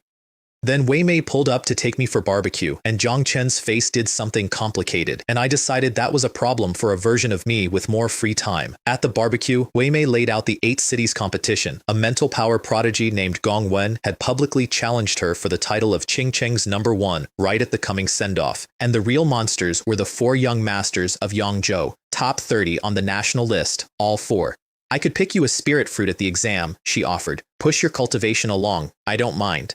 No, I said. I saved you for the money. Which was true when I said it, and had stopped being the whole truth somewhere along the way. We both let the lie stand, because it was easier than the other thing. I did agree to transfer to first high after the exam. Yan Chen nearly levitated off his chair, though he made me say out loud, twice for the paperwork, that I'd come of my own free will, and I set exactly one condition on it, non-negotiable, take it or I walk. Hire Shu Kai too, better pay than he'd ever seen, a real title, a desk at a school that mattered. I want to be precise about why I did it that way, because it matters to me. I didn't give Shu Kai anything. Giving would have made it charity, and charity would have made it small, and the man had never once made me feel small. I made him the price of the most valuable transfer in the country's history. I made a school that would have crawled over glass to sign me, understand that they didn't get the champion, unless they also got the 30-year-old nobody with 5 chi blood who'd believed in him first. That's not a handout. That's a bill I made the world pay to the one person who'd extended me credit when I had nothing. He spent his dignity on me in a principal's villa. I bought it back at 10,000% interest and never let him see the receipt. Loyalty kept when it's expensive. I'd said that before. I meant to keep proving it. Then came the send-off ceremony, and the send-off ceremony is where I learned exactly how far a small man will go to feel big. They held it in First Square. Every school, every dignitary in the city, Xu Hong, Han Wen, the education minister, Han Yu, himself, all 5 principals. Yanchen sorted out Shu Kai's transfer over lunch, shaking his hand, welcoming him, everything warm. Except Wei Changfeng had never told Shu Kai the final roster, and Shu Kai sat through the toasts, drinking a little too fast, checking his phone, waiting for a call from his principal that was never, ever going to come. The host read the 17 prodigy spots out loud, school by school, 3rd Martial Arts High School, Wei Mei, Zhang Yong, Heilon, not Chen Fan. He'd cut me, quietly, off the record. After everything, the exam I'd topped, the teacher I'd rescued, the spot I'd earned in front of the whole school, Wei Changfeng had reached out with his little pen and struck my name off the list, purely because he could, purely because it was the last power he had left, and he wanted to feel it. And Shu Kai broke in the open, in front of the whole square, in front of the city lord and the education minister and 5 principals in their good coats. You have to understand what this man was. 30 years old, a chi blood of 5, which in the brutal arithmetic of this world makes you nothing, a lifer at a poor school, a teacher who would never be a fighter, the kind of person the Wei Cheng Yus of the world step over on the way to lunch. He had gone to the principal's villa and begged, on his knees for all I know, for a spot for a poor orphan who wasn't even his blood, and been thrown out and told never to say my name again, and he had swallowed that humiliation and not told me because he didn't want me to carry it, and now he sat there having watched them strike that name off the list anyway, and something in him just gave. I'm sorry, he kept saying, and his voice was coming apart. I begged him. It didn't matter. I'm a 30-year-old nobody with 5 chi blood. I know what I am, but I trained a genius. Me. I did that. He couldn't finish it. And I stood there and felt something I don't have a clean word for, because the truth is that in my whole cold accounting of who owed me and who I owed, this man had quietly moved himself into a column I didn't know I had. Nobody had believed in me for free before.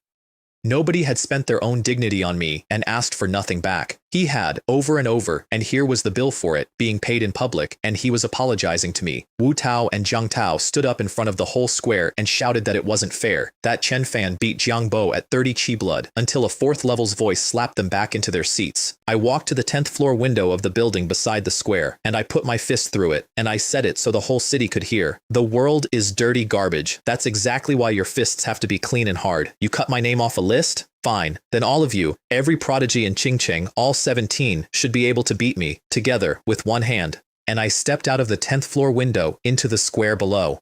I want you to understand that this was theater, and it was the most honest thing I had ever done. Every other performance of my life had been a hiding, the meek orphan, the masked teacher, the shaky fighter laying odds. This was the opposite. This was me finally taking the mask all the way off in front of the entire city that had spent my whole life looking through me, dropping 10 stories into a public square with the education minister and the city lord watching so that there could never again be any question about what I was. They'd cut my name off a list. Fine.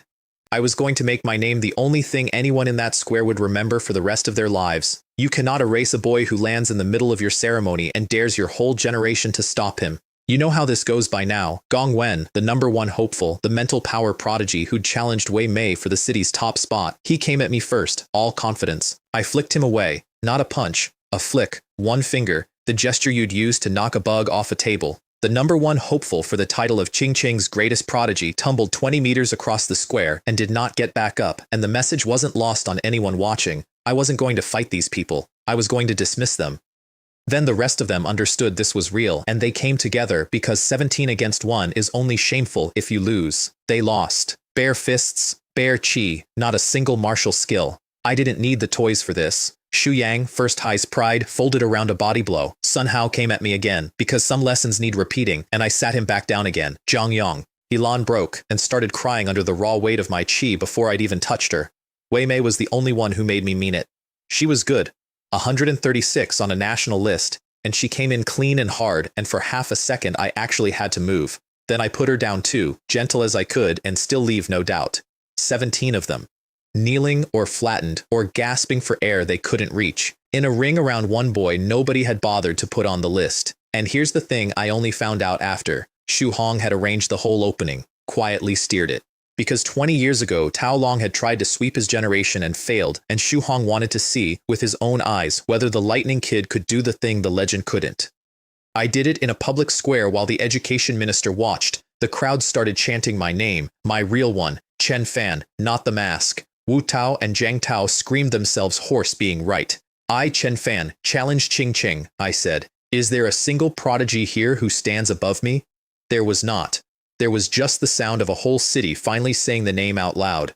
Wei Changfeng did not survive the afternoon. Think about the arc of it. The man had opened this whole story by adjusting a poor boy's ranking in a quiet marble hall, certain he was too small to matter and too weak to answer. And now the education minister of the province fired him where he stood in front of everyone and stripped every rank and benefit and courtesy his name had ever carried. That would have been enough for most stories. But there was still Xu Hong, the 4th level, the military's man, who did not care for institutions cutting off military prodigies, and who handed down a heavier sentence for it, cold and final. The battlefield, the place they send the ones the human race has decided it can spend, and then the moment that took the wind out of even me. Wei Mei stepped forward and offered to go to the battlefield in her father's place. If I come back, she said, and she said it to the ground, to the air, to anyone but the man she was saying it for, give me one free life. That's all I want.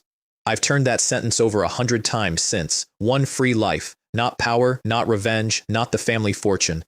A girl who had been recalled from a school across the country to prop up her father's failing career, who'd been trained at the cost of 30 million yuan, not because anyone loved her, but because she was an asset that might appreciate, stood in a public square and offered to walk onto a battlefield that eats prodigies, and the only price she named for maybe dying out there was that if she lived, she'd finally get to belong to herself. That's what growing up in that house had done to her. It had made freedom something she had to earn by volunteering for death. And she'd do it, gladly, just to stop being a piece on somebody else's board. She was done. Done being his daughter, his weapon, his second chance. I understood it completely because I'd made the same decision years earlier in a colder way, the day I stopped waiting for anyone to save me. She was just making hers out loud in front of a city, and Wei Changfeng, who'd spent a career treating people like pieces, looked at his own child volunteering to die so he wouldn't have to, and I felt exactly nothing for him. You really, I told him, don't deserve anything. Then I turned my back on the first villain who ever stepped on me, and I let the crowd carry his daughter's name up beside mine. The tribulation came when my chi blood hit 99, and it came the way Xu Hong promised, loud enough to be seen from space. The sky over Qingqing turned black in the middle of the day, clouds stacking into a bruise. The whole city looked up, and out of that bruise came a dragon made of lightning, 100 meters of writhing white fire, aimed straight down at one boy sitting on a mountain. That's a heavenly tribulation. Only true prodigies ever provoke one. It's the heaven's way of leaning down and asking, very personally, whether you're sure. I was sure. The thunder dragon came down and I opened my arms and let it. My variant body took the whole bolt and folded it inward, food, not punishment, and I crossed into first level in one enormous step while the mountain cracked under me and half of Qingcheng dropped to the ground thinking the world was ending. And when it was done, the heavens did something they almost never do. They gave me a gift, a spirit path, a heavenly Tao cultivation. The seed of the same power that lets a man like the sword Saint Yuan Bai live as a spirit instead of a body. The rarest inheritance in the world, handed to a Qingqing orphan on a mountain. I got to keep it for about 4 seconds, because something was watching from higher up than the clouds. The immortal king, the celestial race, a realm that treats martial saints the way I treat first levels. And they have a standing policy about humans who awaken a spirit path. A year ago, they'd reached down and severed Wei Kang's. Now, a 6th level immortal reached down for mine. I want to describe the eye because I still see it when I close mine. It opened in the sky over Qingcheng, not a cloud, not a light, an actual eye, the size of a weather system, and it did not look at me the way a person looks at a person. It looked at me the way you'd look at a weed coming up through a crack in your driveway, faintly annoyed, already reaching for the tool, and I felt my brand new gift, the rarest inheritance the heavens had ever handed me, start to pull loose from my soul like a tooth coming out by the root. For the first time in this whole story, I felt genuinely small.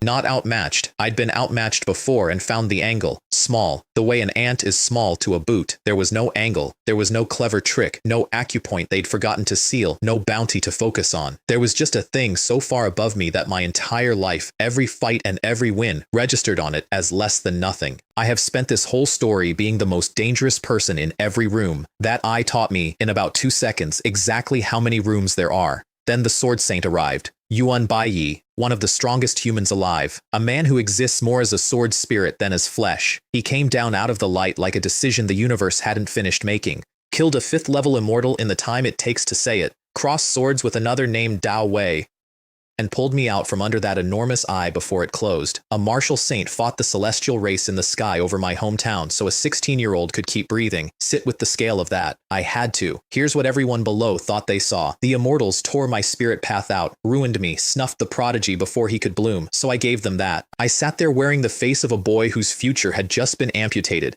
Let my Dao heart look shattered. Let them grieve. Even Yuan Baiyi bought most of it, though he noticed privately that my body wasn't actually injured, that I was intact in a way a truly ruined man never is. I let him wonder.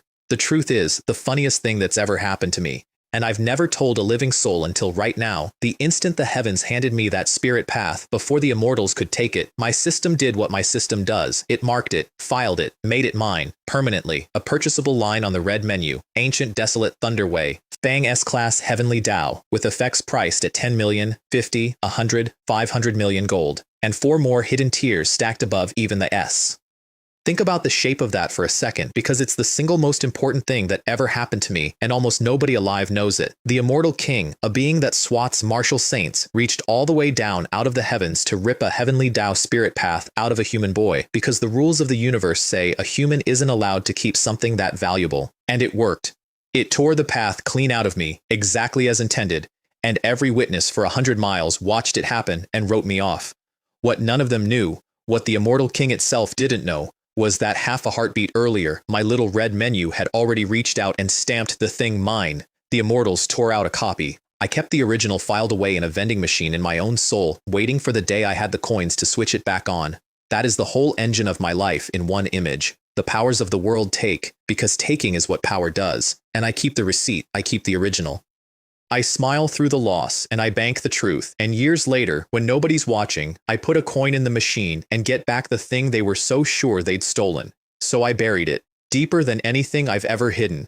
I let the whole world, and it cost me real acting to fool even most of a martial saint, believe the prodigy had been ruined in the sky over his hometown. Because a human walking around with a live spirit path is a target every race in the universe would cross a galaxy to erase, and the safest treasure in existence is the one everybody has already agreed is gone. Wei Changfeng, on his way out of my life for good, gloated that the aliens had done his revenge for him.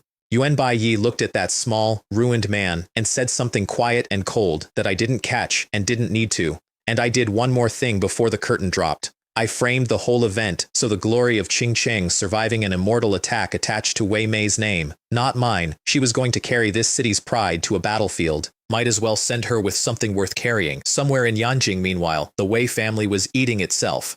A woman named Qin Chen, Wei Kang's own sister-in-law, and the kind of beautiful that makes rooms go quiet, slapped him across the face for how he treated his own blood, and then, to leave a mark that would bruise longer, told him that if he had another man's face, she might have wanted him, and named the face, mine. Wei Kang, humiliated inside his own family, did what the rich do when they feel small. He reached for his wallet. Hired an assassin named He Yong, 70 million, plus a side order of murdering his own ally, to take the essence spirit fire off me at the 8 cities exam. He was building the trap that was going to get him killed, he just had the roles reversed. And Wei Mei. When her father raised a hand to her in his own villa one last time, Ghostclaw happened to be there, and Ghostclaw kicked him the length of his marble living room. Then Chen Fan took her out for cheap grilled meat under a bad streetlight, because that's where we did our best talking. Nobody here is wrong, she said, watching the smoke come off the grill. We're just on different sides, but you're the one who freed me from my family, so from now on I get to be selfish. There's only going to be one more person in my whole world. She didn't say who. She didn't have to. I didn't undercut it with a joke. Some things you just let sit on the grill and get warm. The bus to the 8 cities exam carried 17 Ching-Ching prodigies, me now among them, because you cannot cut a boy who threw the whole roster on the ground in a public square. The other kids whispered the whole ride, the way prodigies do, behind hands with their eyes. The crippled genius, the one the aliens gutted over Ching-Ching, the one who lost his spirit path and his future in the same night and only showed up to the 8 cities out of stubbornness.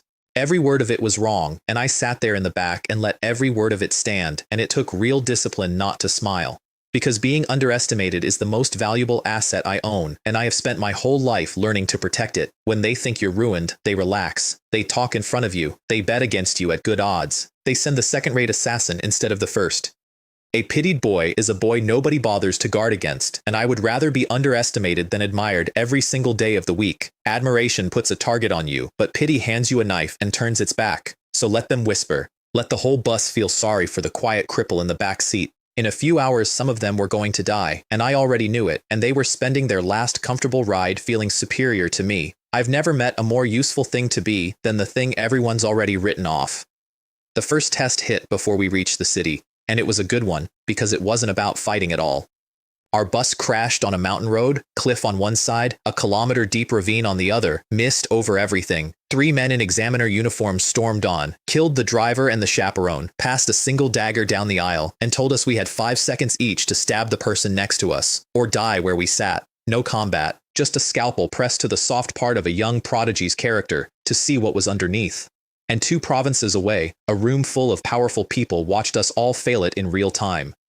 Exam headquarters, Luohuo City, a 300-square-meter office, 1 movie screen wall split into 8, 1 feed per city bus. Commander Liu at the center of it, a 5th level, and around him the deputy lords and principals of the 8 cities, including my own Xu Hong and Yan Chen. This is where the 4 young masters of Yongzhou made their names. He Yong, rank 8, red shirt, sunglasses, sat alone in his bus because Luohuo had an odd number, and he raised his hand like a bored student. Everyone else is paired up. There's no one beside me to stab. May I be excused?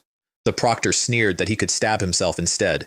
So he did, drove the blade into his own throat, and it rang like a struck bell and folded up, because it was retractable stage metal. Ah, He Yong said, turning the broken prop in his fingers. Teacher, where'd you buy this scrap? Go complain to the department. He'd seen through the whole thing in one motion. The whole HQ went quiet. Commander Liu said, mark him. Yu Chintu, rank 10 in the Huangdun bus, took a different route. He shot the examiner.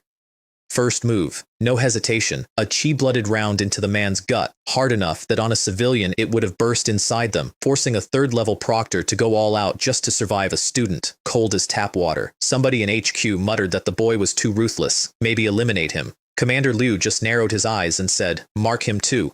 And then there was Ching-Ching. Sun Hao, First High's 5 million yuan golden boy, the one I'd already knocked flat twice, wet himself on camera. Wailed the loudest of anyone on any bus. I don't want to die. My family's rich. I'll give you anything. And at the last second, when the count hit 1, his eyes went hard and he decided to bury the blade in Xu Yang, the poor kid sitting next to him. He'd have done it too if the timer hadn't stopped. Up in HQ, Yan Chen watched his own student disgrace the whole city and looked like a man swallowing glass. A smug Luohuo deputy named Han Yue used the moment like a knife of her own. Vice Lord Shu, it seems your Ching-Ching prodigy is about to go out of business. Xu Hong said nothing. He was watching the one kid on the Ching-Ching bus who wasn't reacting at all. Because me, I was looking out the window the whole time. Not because I was brave, because I'd clocked in the first 3 seconds that the daggers were props and the threat was theater, and because I'd clocked something the exam hadn't planned on. Real people, out past the tree line, a kilometer down the ravine, holding very still. Real ones. The bald examiner didn't like being ignored. He strolled up the aisle to me, smiling. We've got a difficult student. Is it because the girl beside him is too pretty to leave? Then, to the whole bus, new game. Some people just rub me the wrong way, you know? So, anyone who stabs this one gets 15 extra minutes of life. He spread his arms like a wolf. And the beautiful, ugly thing is that the carriage went quiet and every prodigy looked at me and started quietly to consider it. One voice cracked out. I'll do it. Commander Liu, watching all 8 feeds at once, said the thing I've kept ever since. True prodigy isn't just strength. You can kill things above your level and still lose. The moment you tremble in front of a real enemy, you've already lost. The military region has exactly one martial saint. Who calls us weak? Nobody, because even our great grandmasters will square up to a saint. Strength is the heart, not the number. Then the theater ended, and the killing started. I put my fist through Sun Hao and sent him out the bus window a half-second before it happened. Enemies, I said. I wasn't being kind. I needed him out of the firing line so his death wouldn't slow me down. A shot came out of nowhere and killed the camera on our bus. The 3 examiners turned out to be genuine proctors, as surprised as anyone.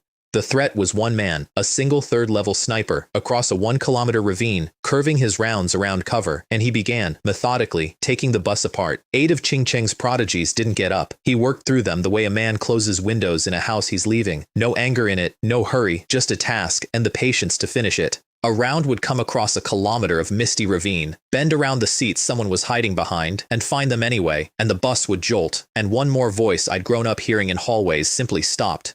These weren't strangers. These were the kids I'd trained against and fought beside, the ones I'd put on the ground in a public square a week earlier and then let up. Gong Wen. Names I'd known since we were small.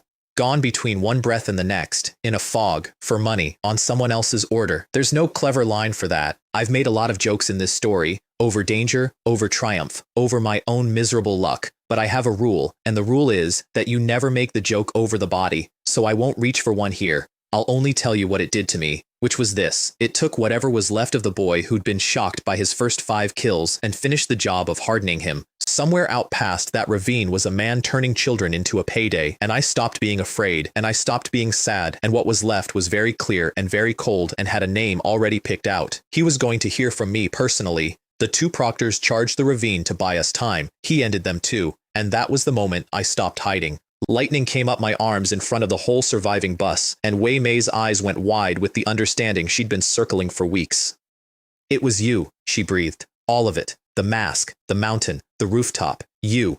I crossed the ravine in a line of thunder and took the fight into the trees. The sniper's name was Wu Qiang, ex-soldier, escaped off a death sentence, turned prodigy hunter. And he was good. Good enough to grab a wounded proctor and hold the man in front of himself as a shield, pinning me because I wouldn't cut through an innocent to reach him. He talked while he had me stuck. All I want, he said, is the 30 million death benefit on my own head. Payout for a soldier killed in action, so my family gets something when this is over. Everyone in this story wants compensation. It's the whole disease of the place. The proctor in his grip made the choice for both of us. I just want, the man said, to be worth something.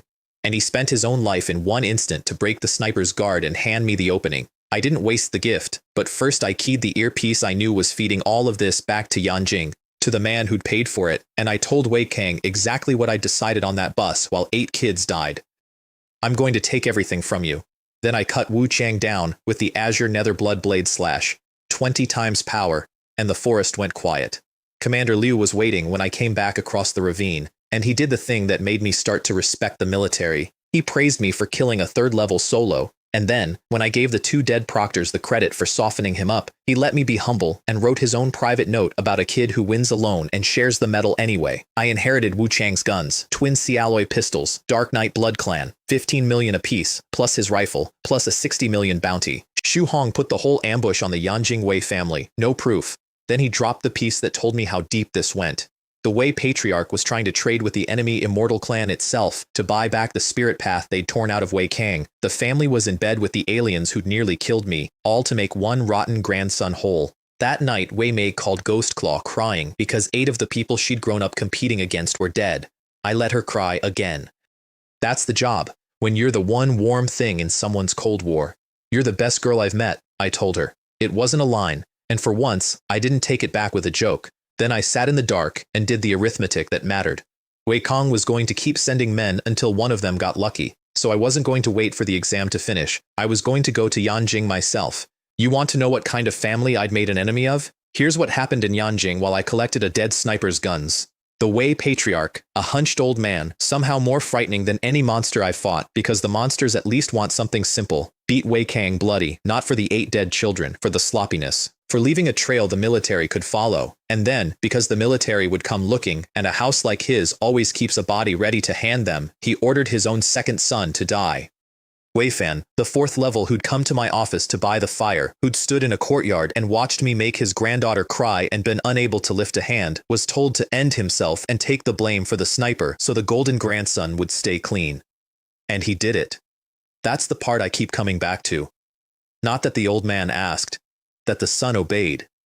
A grown man, a 4th level martial artist, powerful enough to level a city block, put himself down on his father's word like a dog told to lie still, because in that family, love and terror had been the same thing for so long that nobody left could tell them apart. That's the House of Wei. They don't love each other. They spend each other, the way I spend coins on effects, as a resource, for a return. And I'll be honest with you, because I've been honest about everything else. I keep that scene folded up in my pocket for the nights the cold math gets loud and I start to wonder what I'm becoming. I take it out and I look at it, a father who murdered his own son to protect a monster. And it steadies my hand every time, because it reminds me that the boy I flew across a country to kill wasn't some tragic product of circumstance. He was the thing this family built on purpose, watering it with their own blood, and the world was going to be lighter without him in it. That's not a good man's reason. I never told you I was a good man. I told you I keep my promises. Then it was into the war forest, the real meat of the 8 cities exam. Before it started, I looked inward at the essence spirit fire in my divine soul, and this time I saw it clearer. A blurred human figure inside the flame pattern, holding a sword. I didn't know what it meant yet. I knew it meant something, the way you know a locked door has a room behind it. Commander Liu laid out the rules. The forest was full of star beasts, some as strong as a 3rd level, and every beast carried a token you could redeem at points scattered every few kilometers. Potions, weapons, spirit medicine, hundreds of millions in value, walking around on legs. 2 prizes mattered above the rest. In the east, a B-grade spirit medicine, guarded by a vicious beast. And in the west, another 1/5 fragment of an essence spirit fire, guarded by a beast pack. Here's the detail that told me the exam had been built partly around me. The fragments of a fire repel each other, violently. Everyone who knew I carried one knew the Western prize would fight me the whole way in. The God Race and the Feather Clan had sent exchange prodigies too, which is diplomacy speak for foreign monsters allowed to hunt on our land. Yuchintu found me before the first hour was out, rank 10, second of the 4 young masters, and he'd taken Wei Kang's money, so he walked up and demanded I hand over the fire. For the friendship of the Yu and Wei families, he said, almost word for word the line Wei Yue used before I threw her out a window. These people share a script. Roll, I said. He attacked. I put his face into the ground so fast the concrete of the redemption platform cracked. Then I hit him about 100 times a second because I had the time and I wanted the whole forest to hear it. Then I threw his limp body through a row of trees like a man clearing brush. Today, I announced to the 8 cities, let's just eliminate Huangdun City entirely. A military adjutant had to physically break it up. The only reason Yu Qintu kept breathing is that everyone had watched him start it. Commander Liu, up in HQ, let the whole ugly imbalance stand. Qing Cheng had 5 prodigies left against 18 from the other cities, because, as he put it, this wasn't the battlefield yet. He'd help once. Out of sympathy. Once. Shu Hong came to my room that night. My chi blood was 105 now, a number that would have sounded like a fairy tale to the kid in the marble hall. He handed me the 60 million bounty card, and I did what I always do with money. Turned it into a weapon before it could turn into a habit. 2 effects for my hidden spirit path. Thunderbone, 10 million. Then Thunder Blood Demon, 50 million, 160 times body refining, 10 times power. And I started that night, doing the thing that makes people call me a freak, in the good way. I began forging my own skeleton, bone by bone, into Thunderbone, running lightning through my marrow until it hardened past flesh, past normal bone, into something closer to alloy. Index finger first, because you start small and you learn the process on a joint you can afford to get wrong. Skull next, I decided, because a bulletproof head sounded like exactly the sort of thing a boy who gets shot at for a living should invest in early. Call it my adamantium phase. Everyone should have one. My chi blood went up 3 points while I slept. And somewhere out in the dark, the Western fire waited to fight me. I could not wait to go make it lose. The forest turned into a business, and business was good. The trick nobody else fully grasped. The beasts didn't carry treasure. They carried tokens, redeemable at points every few kilometers. So the smart play wasn't to hunt for loot. It was to hunt for volume. So I hunted volume. Tore through first-level beasts by the dozen, 30-odd tokens deep before lunch. I relieved a useless rich Huangdun girl of her backpack because she was never going to use it, and I have a flexible relationship with the property of people who picked the wrong forest to be weak in. Then 2 Feather Clan prodigies tried to rob me, Tang Kuang and Tang Han. And they'd clearly compared notes with someone I'd already mugged, because this time they didn't grab for the bag first. They came in on both sides to overwhelm me and take it off my corpse. Winged. Arrogant, certain their ancestors' physique made them my betters. I answered Tang Han with Hidden Thunder Slash, the mutation that doesn't just cut, it pours lightning inside you and lets the paralysis do the rest. He threw up a golden rune, the blade cracked it, and the current went through anyway and dropped him twitching in the mud. Tang Kuang came at my shoulder with a blood-fed dagger and I met it with reverse point floating light, one tempered finger to the blade, and the shock ran up his arm and took the fight out of it. Then, because I just finished refining those 2 fingers and wanted to know what they'd do, I flicked one at his shoulder. Something important stopped working. He found out he didn't need that arm for screaming. Thank you, I told them, very sincerely, taking their tokens. 30-odd off the 2 of them, plus my 30 from the morning. That's what tipped them from rage into begging. I kept Tang Kuang, grabbed a wing and dragged him along behind me, and sent Tang Han off with a message. Bring reinforcements, or I break one of his bones an hour. Looks like I picked up an extra shift, I told the empty air, and moved on with my hostage. Up in HQ, the show had stopped being funny for the wrong people. Commander Liu wheeled on Xu Hong. How much chi blood does this kid have? And Xu Hong admitted quietly, 105. The room went silent. Wei Kong, rank 1, had barely 130 a month ago. Without a spirit path, the ruined boy was standing at the very top of his whole generation, and it wasn't even the number that scared the researchers. It was the skill. The proficiency on my Hidden Blade 7 slashes, years of mastery on a boy who'd owned it for weeks. Only one man in that office was unhappy for a different reason. Zhou Min, head of the martial arts department, 5th level, frowned at me capturing a Feather Clan boy and worried aloud that it would sour relations with a race the department had invited in as guests. Commander Liu asked very evenly whether it was fine when the Feather Clan ambushed our kids first. Zhou Min's real answer came out sideways. Some of those 10 winged prodigies carried ancestral spirit paths, and the department was busy trading away our children's resources to keep the peace. The rot went all the way to the top, and it was the exact thing my side of the war existed to hate. The politics of it turned my stomach, though. And it's worth telling because it's the rot under this whole beautiful martial world. The Feather Clan hadn't sent 1 exchange prodigy, they'd sent 10, and the head of the martial arts department, a 5th level named Zhou Min, was letting them plunder human prodigies wholesale because he was buying lasting peace by handing our resources to other races. Up to and including arranging for the Marshal Saint Zuoshan to go live with the Feather Clan for a decade. A god race girl with blue hair and red eyes one-shotted Zhang Kang, the 4th young master, who turned out to be a coward under the polish. Foreign monsters robbed human kids up and down that forest, with the blessing of the men who were supposed to protect them. Commander Liu was on our side of that argument, and one night he told me why. It's the closest thing to a sermon I've kept. The last war with the god race cost us 10 million soldiers, he said. It cost us old Saint Yunwu, 12 of the 13 legends they called the Sons. It cost Yuan Baiyi his wife. We are the 5th race of 9. Every rung we hold with our teeth. Don't ever let anyone tell you we're weak. We're just outnumbered by things that were born stronger. And we're still here. I've thought about that speech more than most things. It's the reason I stopped seeing the tokens as money and started seeing them as ground I wasn't going to give up. I also, and I want to be honest about the tone here, acquired a hostage. His name was Tang Kuang, a Feather Clan prodigy, all sneer and superiority, right up until the moment I took his tokens and his dignity in the same 30 seconds. And then, a great deal quieter. I caught him alongside another one, relieved them both of everything, sent the second off to fetch reinforcements, and kept Tang Kuang. Partly as bait, a walking complaining message to his people that their tokens now had a mailing address, and partly, I'll be honest about it, as equipment. Because here is a thing I learned in that pocket world that they do not teach you anywhere else. A Feather Clan captive, held firmly by the ankle, makes an absolutely superb club. The wings give him aerodynamics, the pride gives him volume, and when a pack of 42nd level beasts came howling out of the dark at me, I did not reach for my sword. I reached for Tang Kuang, took a good grip just above his boot, and went to work. I beat 40 beasts to redemption tokens using Tang Kuang as the swinging end. He screamed the entire time. I collected about 40 more tokens, and my chi blood ran from 165 to 225 while I did it. Forged my skull into Thunderbone that night. Both arms too. And up in HQ, a Luohuo veteran matched my sword work to a recording and declared my Hidden Blade 7 slashes had hit perfect level, and Commander Liu wrote a new note in my file. Future Sunshine Alternative. Heir to those 12 dead legends. No pressure. Yu Chintu, still nursing the dent I'd put in his pride, rallied 26 humans to hunt the Feather Clan. And on his way through, he stole my hostage right off the flagpost I'd tied him to. Kicked the kid I'd left on guard. Tang Kuang laughed like a man released from prison. I'm free of the devil, he told them. Then, because he'd actually seen me work, but even my own people can't beat him.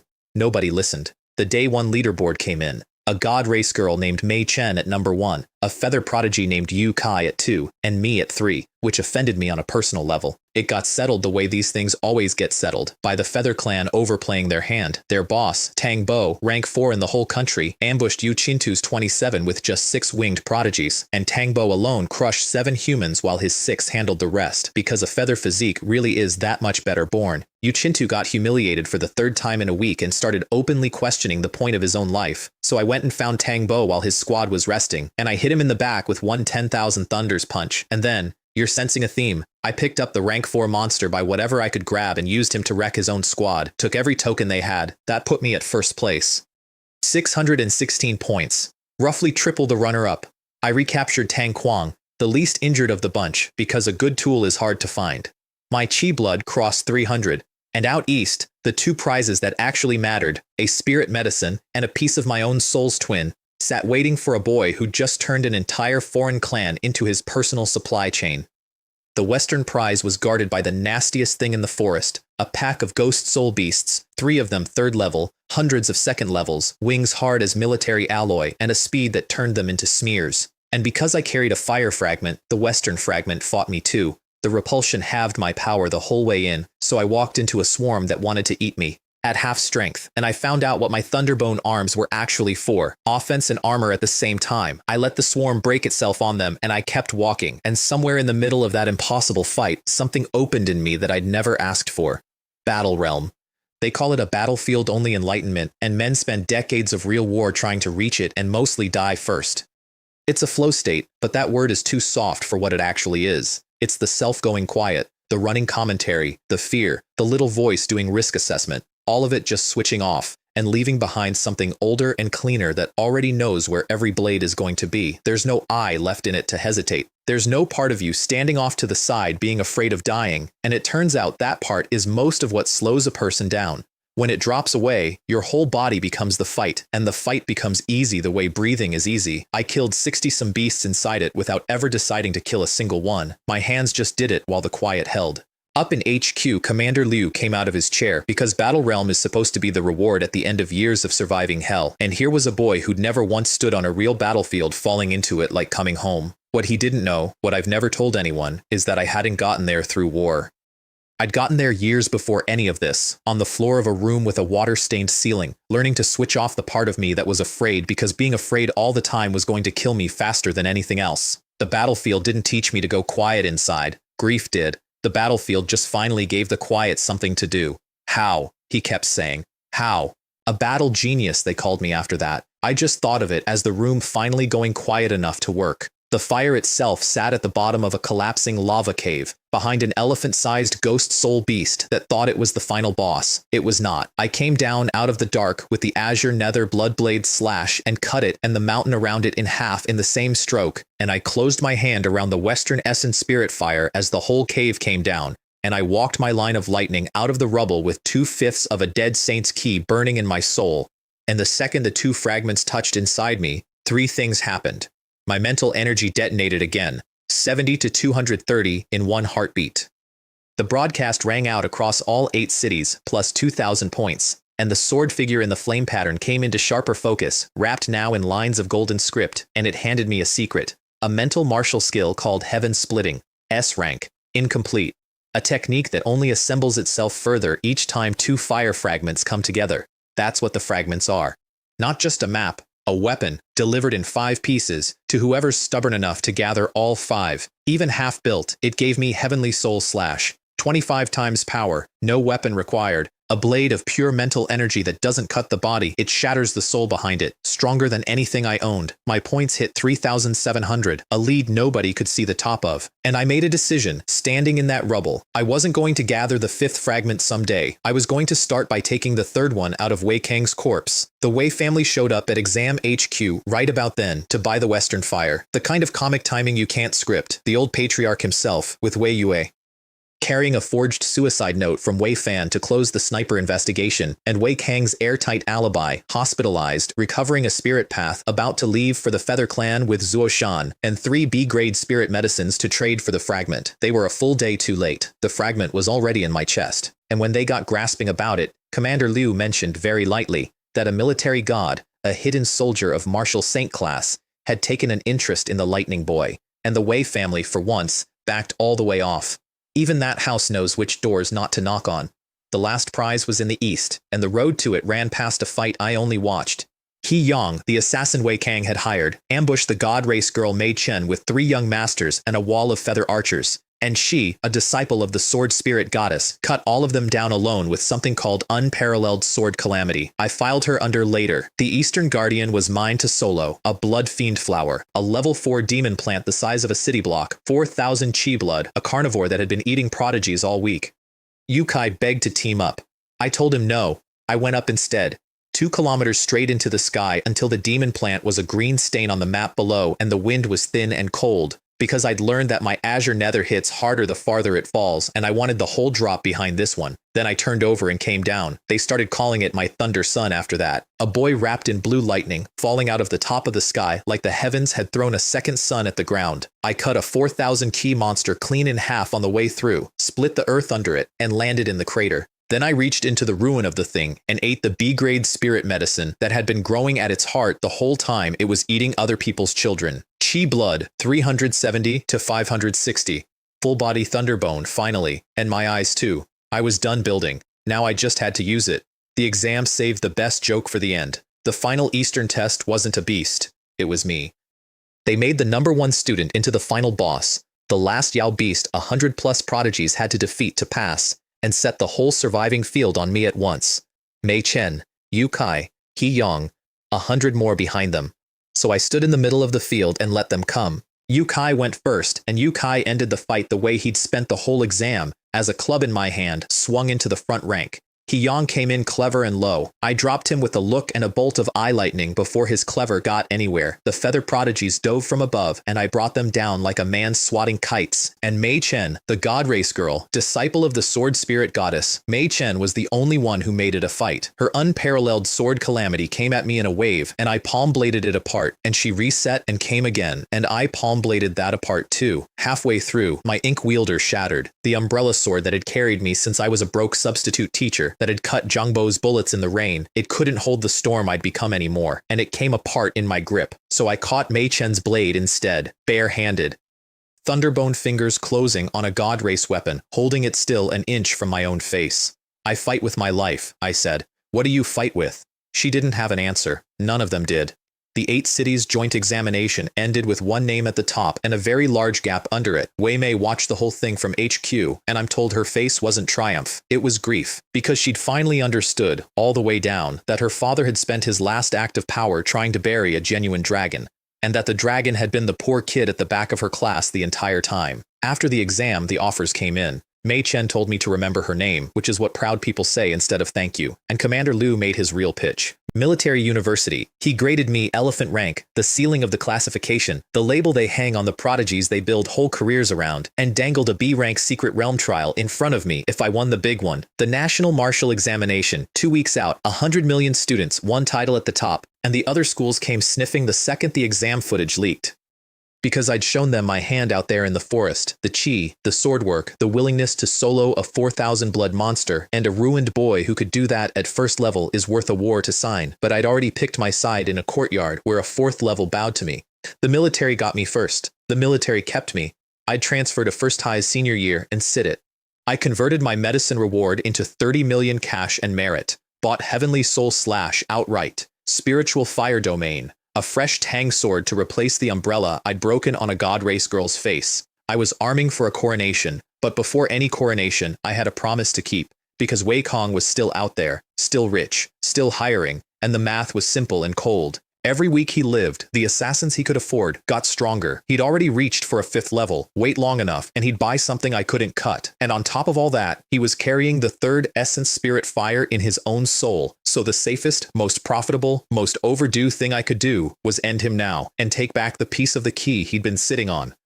The stupid thing is that his own defense handed me the knife. To prove he hadn't ordered the sniper, Wei Kang had checked himself into a Yanjing hospital, building an alibi out of a hospital bed. That alibi was going to be the last decision he ever felt good about. I built my own first, got visibly publicly drunk at the celebration party, witnesses, a bodyguard's word, a dozen people who'd swear I never left. Then I wiped my dorm's surveillance clean with mental energy, and I got to Yanjing the way no camera would ever catch. I flew there clinging to the wing of a 1:45 in the morning passenger flight, because a plane is faster than a car, and the sky doesn't have traffic cameras. A little girl in a window seat saw me, pointed, "Daddy, Daddy, there's a Superman on the wing." Her father glanced over his newspaper, saw nothing, patted her head. By the time she rubbed her eyes, I was just weather.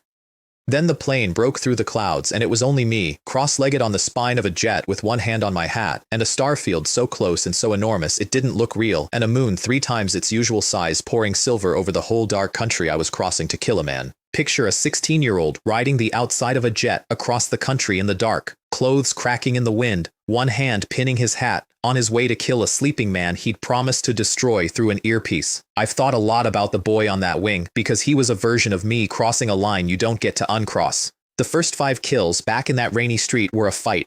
Men with bombs coming at a girl, and me answering. This was different. This was quiet, and planned, and there was no one swinging at me. I built the alibi. I bought the plane ticket in another man's habits. I chose the hour. That is not self-defense. That is a decision made cold, days in advance, by a kid who should have been worrying about a senior year transfer. And understand me clearly, because I won't pretend otherwise to make you like me better. I have never once regretted it. Not on the wing, not in the ward, not on any of the nights since.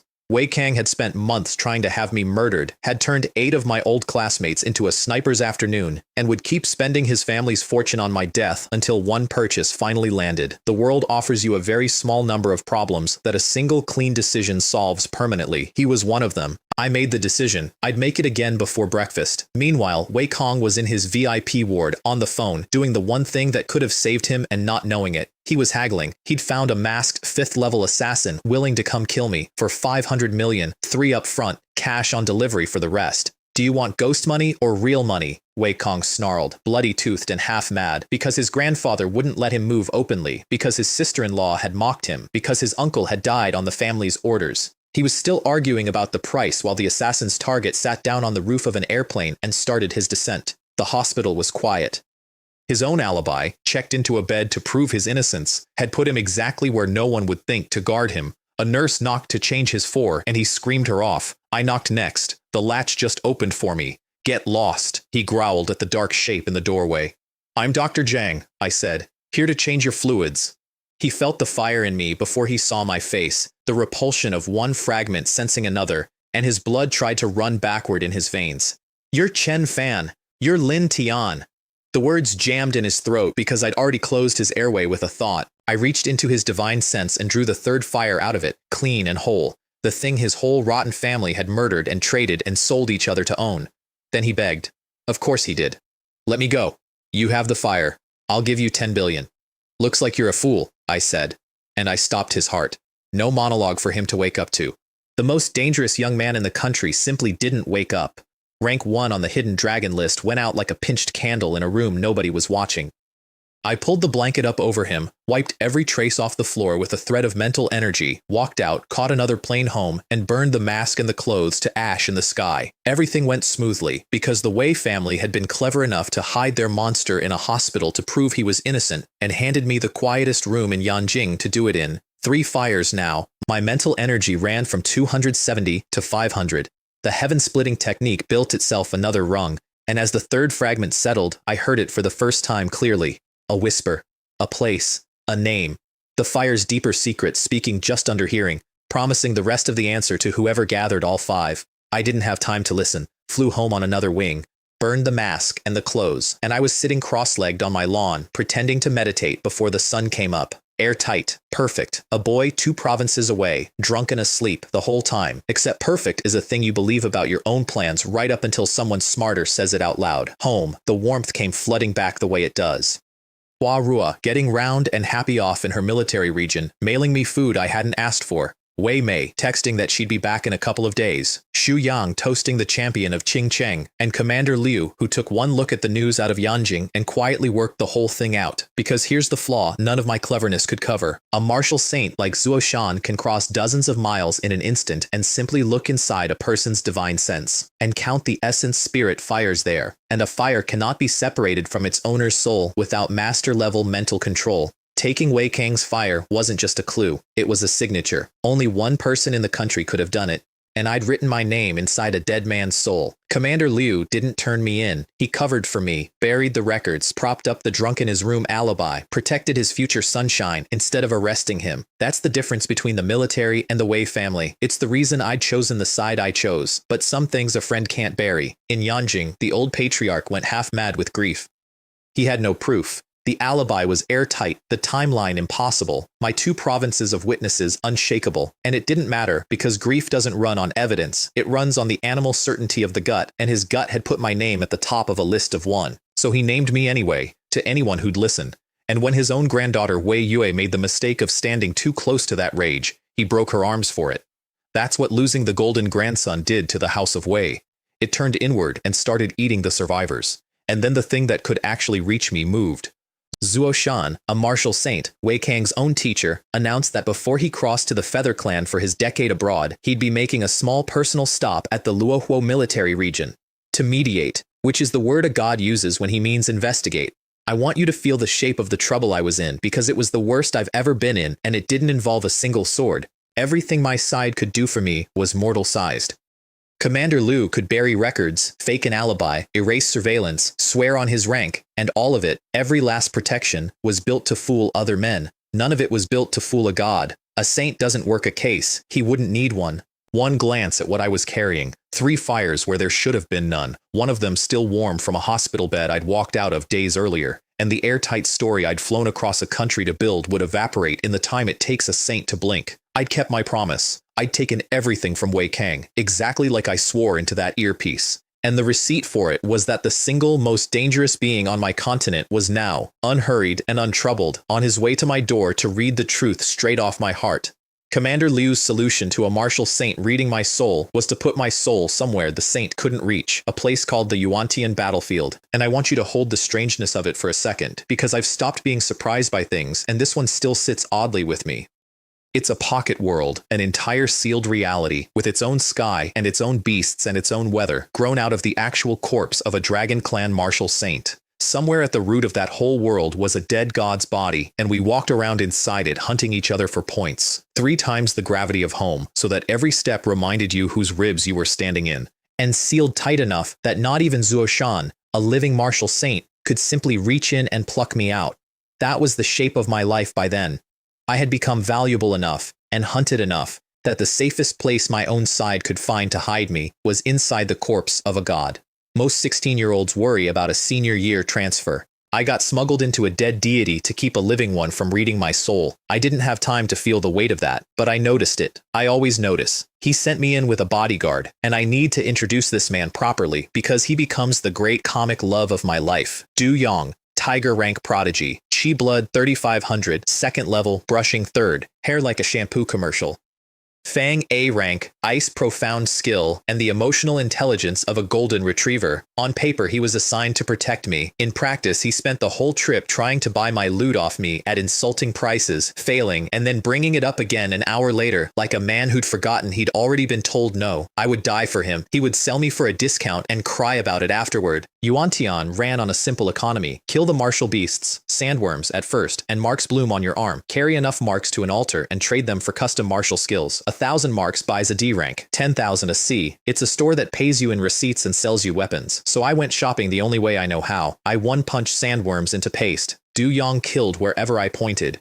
We split the marks by effort, which in practice meant I pointed and he did the manual labor and then complained that the split felt uneven, which it was in my favor, correctly. Bro, he'd say, eyeing my growing pile. Just let me buy the crystals. Fair price. You said that about the last batch. That was a different batch. This is a new, emotionally healthy offer. It was never a fair price. He is my favorite person in this entire story, and I have never once given him a fair price.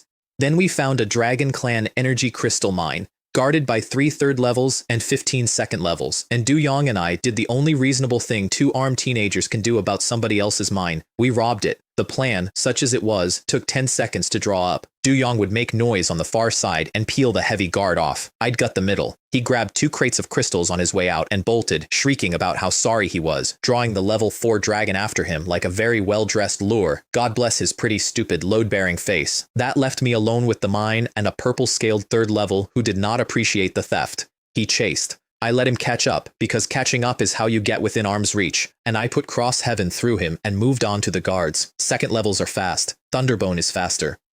I walked the length of that shaft opening boxes, and I walked out the far end with 135 energy crystals stuffed into everything that would hold them. Energy crystals are better than potions in every way. 3 chi, 3 mental, and body refining. Each. My chi blood hit 860, my mental energy 800, and here's my favorite part. The part that is the whole running joke of Yuan Tian. The Pocket World logged the record for most crystals looted, under the name Du Yong, because I'd been using his name as my codename the entire time. He topped a leaderboard for a heist I pulled. He has never been prouder of anything he didn't do. Then Zuo Shan found the door I was hiding behind and knocked on it as hard as a martial saint can. He simply appeared in Commander Liu's office. No door, no announcement. A martial saint stepping across dozens of miles the way you or I step across a room. And it was in that moment that I finally learned who my scruffy, chain-smoking, side-betting patron actually was. Because Zuo Shan, one of the 10 strongest beings alive, addressed Yan Zichen as one of the last 2 surviving sons. The 13 blazing suns, the legendary soldiers of the last great war, the ones who held the line when the god race came, 12 of whom died doing it. This whole time I'd taken Commander Liu for a canny 5th level with a good eye for talent and a bad gambling habit. He was a living legend in a rumpled uniform, one of 2 men left from a story the whole country tells in hushed voices, and he'd chosen, out of everyone in the human race, to spend his protection on a 1.75 orphan from Qingcheng. When a saint used the word son in front of me and Yan Zichen just tapped his ash and looked bored, I understood that I had, without quite realizing it, ended up under the wing of exactly the right monster. Zuo Shan couldn't enter Yuantian, so he sent in his disciple, a 3rd level named Hua Shan, ranked 53 on the Yellow Dragon list, to drag me out. Everything is karma, Zuo Shan said in the serene voice of the very powerful. I give the boy 1 chance to avoid me. That's all karma requires. 1 chance, a time limit. Survive until the saint had to leave for the Feather Clan, and I walked free. I'd also found Yuantian's loophole by then, and it's worth explaining because it decides fights. The Pocket World judges your rank by how you kill. A mental energy kill logs you as a high-tier master worth few marks. A chi kill logs you as a low-tier brawler worth many. And its forging opportunities let me condense my mental energy, dropping the number on the panel while multiplying how dense and how deadly it actually was. So I could look weaker on paper while getting sharper in fact. In a place built to measure me, I'd found the ruler's blind spot. I learned 2 useful things in those caves before the real trouble found me. 1. The white-scaled giant snakes swallow energy crystals they can't digest. Cut one open and the crystals spill out with the dark, and each one I ate put 2 points on chi and 2 on mental at once. The deeper I went, the bigger the snakes and the more they carried. It was a vending machine with teeth, and I have never met a vending machine I wouldn't rob. 2. A girl named Shujia, Liu Yang's little sister, the one who calls me brother-in-law, for reasons nobody has ever explained to me, had led her team straight under a level 3 snake and needed pulling out from under it. I pulled them out. I don't know you, I told her, still masked, still Du Yong. You've got the wrong person. She would not accept this. Her friends had to physically drag her off while she protested that she absolutely had to explain something to her brother-in-law. I have no idea what she thinks she knows. I'd rather not find out. Then I went deeper. Alone, past where the beasts stopped being 1st level and started being 3rd, creatures that had spent their whole lives in the dark learning to hunt the arrogant.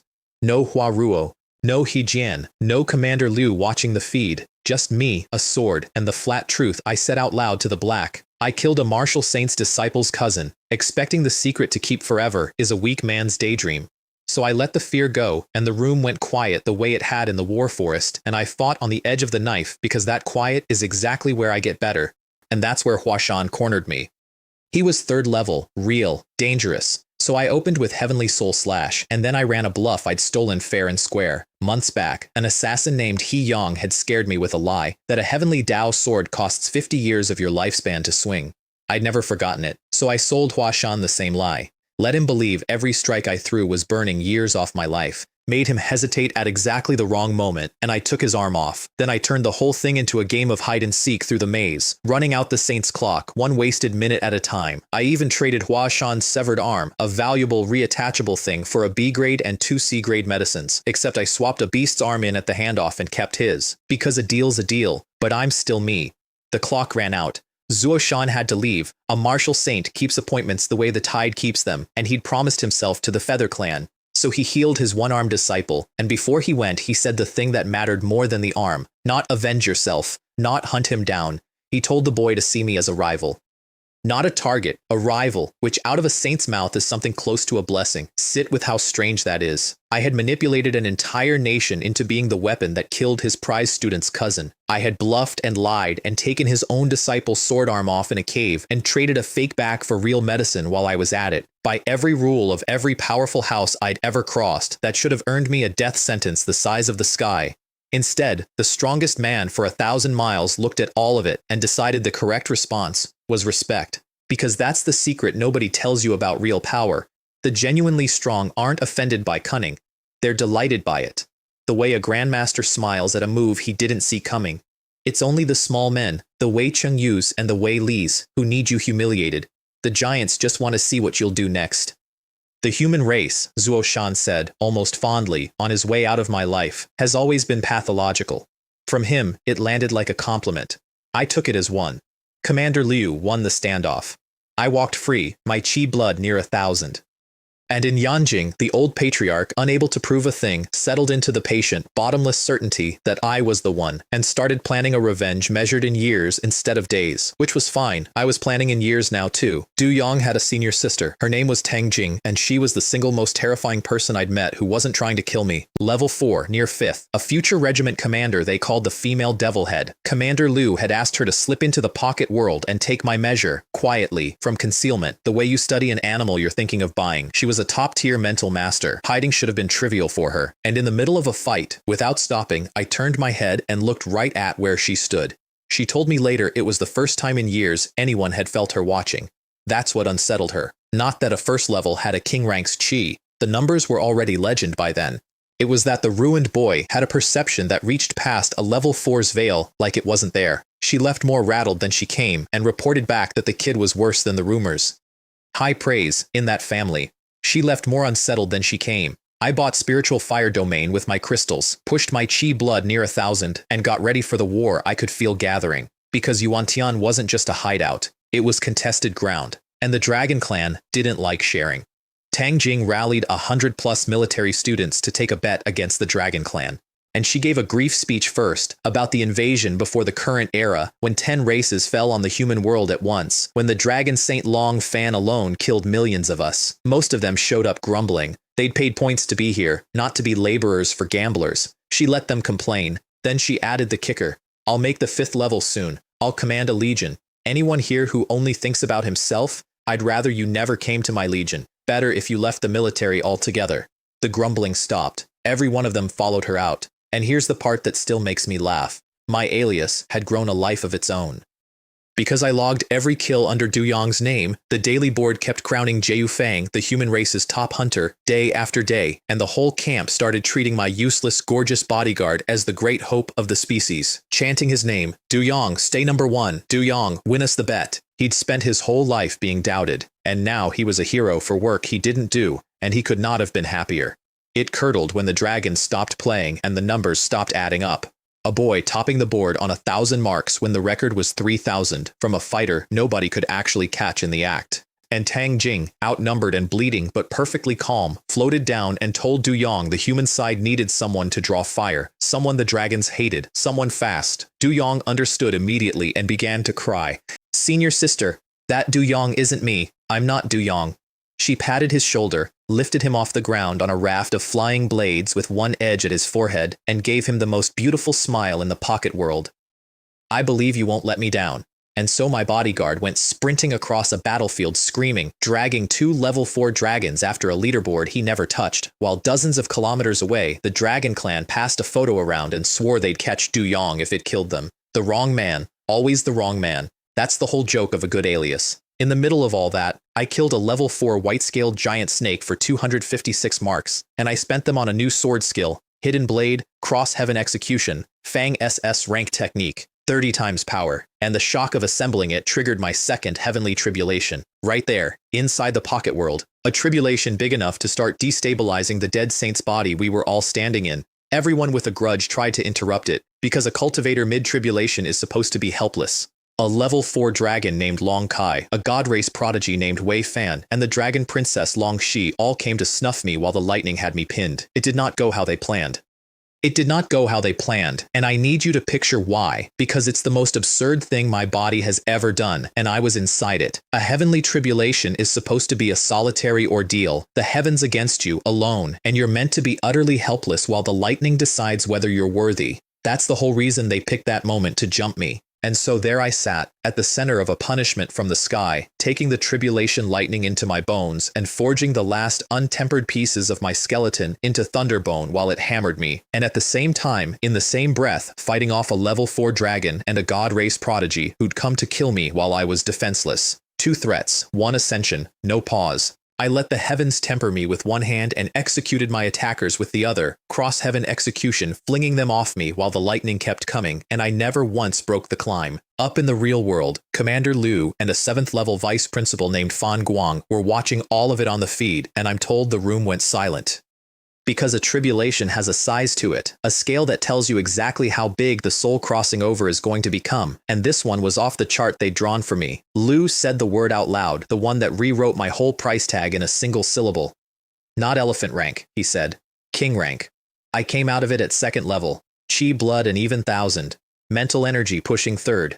The dragons, humiliated and frightened, did the thing frightened powerful people do. They escalated. Both races invoked a 12-hour kill order. Open season, no rules. And the Princess Long Shi assembled a hunting party specifically for me. 4 level 4s, 6 3rd levels, 15 2nd levels, 22 of them, sent to end 1 2nd level boy. And Du Yong, my ridiculous loot-grubbing shampoo commercial bodyguard, the man who had tried to lowball me on stolen crystals not 6 hours earlier, refused to run. Commander Liu told me to protect you, he said. That was the whole reason he gave. Not friendship, not glory, not some speech about the human race, Fang order, and the plain refusal to be the kind of man who runs from one. And he turned and planted himself between me and 22 Dragon Clan monsters, 4 of them level 4, while I sat there half drained and recovering, ready to die, actually die, for a kid who had spent a solid month using his name as an alias to steal the credit for everything. I have spent this entire story making fun of Du Yong, the hair, the greed, the bottomless inability to read a room. I've earned every joke and I'd make them all again, but I want one thing set down plainly in the middle of all of it, because it's the truest thing I know about him. When the moment came that mattered, when standing there meant probably dying and running meant probably living, he stood. Prodigies are cheap. The world is full of them, gorgeous and gifted and hollow. A man who plants his feet for you when the math says run, that's the rarest thing in any world I've walked through, and I've walked through several. I didn't need him to save me that day. It has never once mattered that I didn't need it. He stood. He didn't have to stand for long. When the hunting party cornered us, I introduced them to my favorite tactic, refined since Tang Bo. I went for the head first. Long Hu, their level 4 leader, I came up under him before he'd finished his own war cry and took him out of the air by the throat, and then he stopped being a commander and started being furniture, a shield when the 3rd levels opened up, a bludgeon when the 2nd levels closed in, a lever I could swing to make his own soldiers pull their strikes rather than shred their boss. They hesitated. Hesitation against me is a will. I one-shot the other level 4s while they flinched. Cross heaven through the 3rd levels, 1 clean line each. And the Dragon Mental Master, the one who'd fogged my perception to set the ambush, I let Spiritual Fire Domain find him, because a man who blinds you deserves to burn from the inside where the fire lives. 22 down, over 100,000 marks. And Du Yong standing there with his mouth open, having watched the boy he'd volunteered to die for not actually need him at all. My chi blood hit 1350. It was less a battle than a correction. Then I went to the main front, where it was going badly. Tang Jing couldn't crack the Dragon Princess. And the god race prodigy Wei Fan had caged our whole side under a divine feather net to curry the princess's favor, trapping 100 humans to be slaughtered at leisure. I came down on that battlefield like the thunder sun they'd started whispering about. Wei Fan, a top god race second level, turned to run. I caught him, broke him against his own net, made sure he didn't get up. And I did it in front of the whole field, so the message was unmistakable. The humans were not the prey today. 2 spectators clocked me doing it, and neither of them was human, which is exactly the problem. Off at the edge of the field, reclining on a couch that floated a foot off the ground because apparently walking is beneath the demon race, a girl named Sylvana watched me the whole time. All black ribbons and heavy-lidded boredom, the expression of someone shopping for a pet who has just seen one that might be interesting. And a god race elder named Bai Kuang watched too, older and colder, doing the slow arithmetic the old do when they see something young and dangerous. Neither of them cheered, neither of them threatened. They just watched and filed me away. That's the tax on getting strong that nobody warns you about when you're a poor kid dreaming of it. Down at the bottom, being noticed is the whole prize. You'd give anything to matter, to have someone important learn your name. Then you climb and you learn the terrible flip side. The higher you go, the more the things watching you are the exact things you'd give anything to stay invisible from. I'd started this life desperate to be seen. Now the wrong eyes in the wrong realms were learning my face, and every one of them was a future problem I couldn't yet afford. I filed them away right back. It's the only thing you can do with a threat you're not ready for. You remember it, and you keep climbing, and you get ready. That ended the war on human terms. The bet came home. I banked a mountain of marks and forging opportunities, and Commander Liu and Fan Guang pulled me out of Yuantian before the diplomatic fallout could land. My chi blood near 1400, my mental energy near 12. I'd walked into that pocket world a fugitive hiding from a saint. I walked out king rank, with 2 more races watching me. And a bodyguard who'd finally earned the right to keep bragging about a leaderboard he never touched. Back in Qingcheng, with a martial saint out of the country and a national exam 2 weeks off, I picked up a shadow. Her name was Zhou Yue, a woman 6 or 7 years older, living next door at the police dorm, fetching my meals, laughing at my jokes, doing a genuinely excellent impression of a girl with a crush. She was a servant of the Eternal Life cult, planted to find who protected me and to steal my storage ring before her master, some Lord Liang, could kill me. I clocked her in about a day, and instead of exposing her, I played the naive little simp she thought she'd found. And I started feeding her beautiful, detailed, completely false intelligence, bait to draw the cult into a spot where the military could kill a lot of them at once. There's real money in a dead grandmaster. I was setting a table. She thought she was the one setting it. Then the exam, the National Martial Examination. 100 million students across the whole human race, funneled into a virtual world run by a smart censor the military had grown out of a slain Dragon Clan Martial Venerable's brain. Presided over by the Sword Saint Yuan Baiyi himself. 4 stages: culture, willpower, combat, and a hidden 4th nobody would name. Winner out of 100 million takes 1 title, Martial Champion, the thing that turns a name into a legend. I passed culture without breaking stride. I've always been the humanities kid, remember? Willpower was where the exam tried to be clever. The path of will. A road that climbs into a pressure that gets heavier with every step. 100 million students at the bottom, and the higher you go, the more of them the lake just swallows. 10 million, 5 million, under 1 million. Everyone still on the road was doing the same pitiful thing. Take a step, collapse, rest, struggle up. 1 more step. I walked it like I was late for a bus. That's not a brag. It's just what the road couldn't touch in me. The path of will attacks the thing inside you that wants to quit. It reaches past your muscles and squeezes the part that says stop, sit down, it's enough, and it turns out mine had been cauterized years ago. These other kids had trained their whole lives, but they'd trained in comfort, with families and coaches and warm meals. The pressure was the first real weight most of them had ever carried. I'd been carrying weight since before I could spell it. I'd stood in worse than any simulation could dream up, in real war forests with real death, in a street full of suicide bombers, under an eye the size of the sky. So I strolled up a road that was breaking 100 million people, past prodigies lying face down in the water, past a leopard rank girl sobbing that she couldn't even reach 700, past Jiang Kai dragging a green-faced Tang Chen by the collar and cursing, past all of them, at the same easy pace I'd started with, and the terrible quiet truth of it was that it didn't cost me anything. You can't crush a will out of a boy who used his up on grief a long time ago and rebuilt the rest out of spite. And at the fork on that road, they offered me a door. Take the guaranteed perfect willpower score, or step through the gate marked Extreme Realm and risk the whole thing for the chance to grow. I took the door. Score is a number. Growth is a body.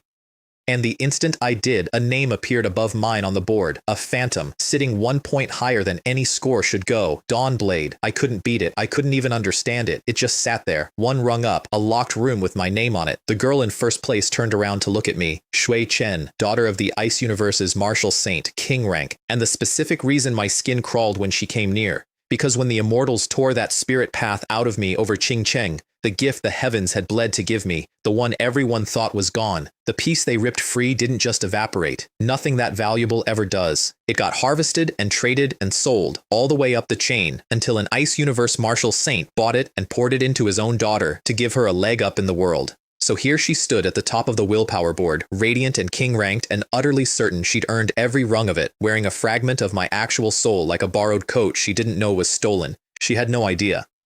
That was the part that got under my skin worst. Not that she had it, but that she'd been handed a piece of me and told it was hers by right, the same way a rich girl gets handed everything, and she believed it, because why wouldn't she? To her, I was a stranger glaring for no reason. To me, she was a walking reminder that even my soul had a resale value to people who lived above me.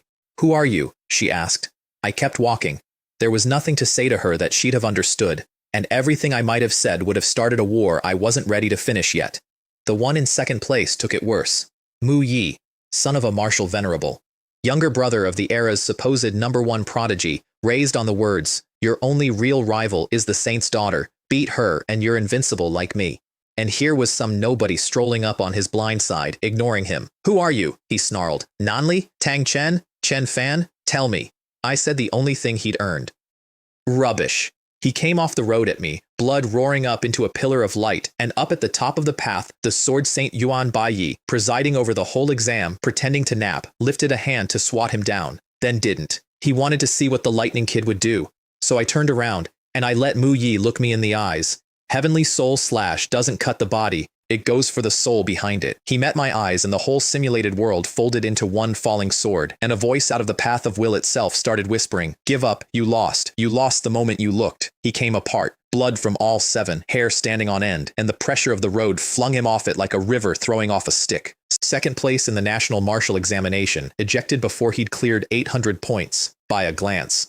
"Trash is trash," I said, to no one, turning back to the road. The louder they insist they're not, the harder it is for them when reality arrives. My job is just to make the introduction. I meant it for myself. Zhui Chen heard it. Zhang Kai heard it. The Sword Saint heard it. And in a conference room 2 provinces away, a wall of university deans came apart almost as fast as Mu Yi did, because proctors see the truth of every candidate, and they just watched a boy with no known mental energy kill a martial venerable's son with his eyes. Their phones went off all at once. I want you to picture the specific comedy of it. Row after row of the most powerful educators in the country, going pale, stammering into their phones. "No, director, no. Chen Fan never once showed spiritual power. Half a year of docked resources, yes, I understand. Elephant rank, we'll offer elephant rank, above elephant rank." Every one of them had a chance, weeks ago, to drive out to a poor city and say a few kind words to a masked orphan, and every one of them had watched the show instead. Now they were lighting money on fire to reach a boy who'd already stopped answering his phone. Even the Sword Saint spoke to me, privately, mind to mind, without moving his lips. "Kid, are you blaming me for not stepping in?" "No," I said out loud, "because I don't know any fancy mind tricks. That day in Qing Cheng, your face looked like a boy who'd lost everything. I believed your spirit path was gone. If you'd told me you could rekindle it, do you think a martial saint wouldn't have handed you treasures?" A pause. "But Mei Chen told me what you did at the 8 cities exam. You're a cunning little thing. And Yan Zishan saw you first. You'll do better under him than under me. Missed is missed." I nodded, and I filed the whole exchange away, because there was more buried in it than sympathy. Think about what he was quietly admitting. A martial saint, one of the 10 strongest beings in the human race, a man who exists more as a sword spirit than as flesh, had watched me from that first ruined day in Qing Cheng, and he had believed it. The despair on my face, the amputated future, the prodigy snuffed before he bloomed, the greatest actor's audience I will ever have, and I'd fooled him clean, the same as I'd fooled everyone else. He only caught it in hindsight after Mei Chen described the cunning kid from the 8 cities, and the 2 pictures finally clicked together in his head. That's worth knowing about myself. If a mask can survive a martial saint's own eyes for that long, then the game I've been playing my whole life, the meek orphan, the ruined boy, the drunk in his room, is a game I can win against almost anyone. But the part I actually kept, the part I turned over on the long ride out, was smaller and warmer than any of that. It is a very good thing to learn that the strongest man in a room is not your enemy. I have collected enemies the way other boys collect trophies, a principal, a family, a cult, a dead rank 1, a great grandmaster counting years. Against a list that long, every single name that lands on the other side of the ledger, in the thin column marked "Not Against Me," is worth more than an army. And that column is short. I can still count it on my fingers. I intend to keep every name on it alive for as long as I can. Then the third stage, combat. And combat meant a killing field. 5 million students, dumped into a simulated war, culled down to 10,000, a tenth of a point of chi per kill. Do that math. To climb, you had to keep killing, and every kill you took cost you a sliver of what you had left. Everyone else burned down as they fought.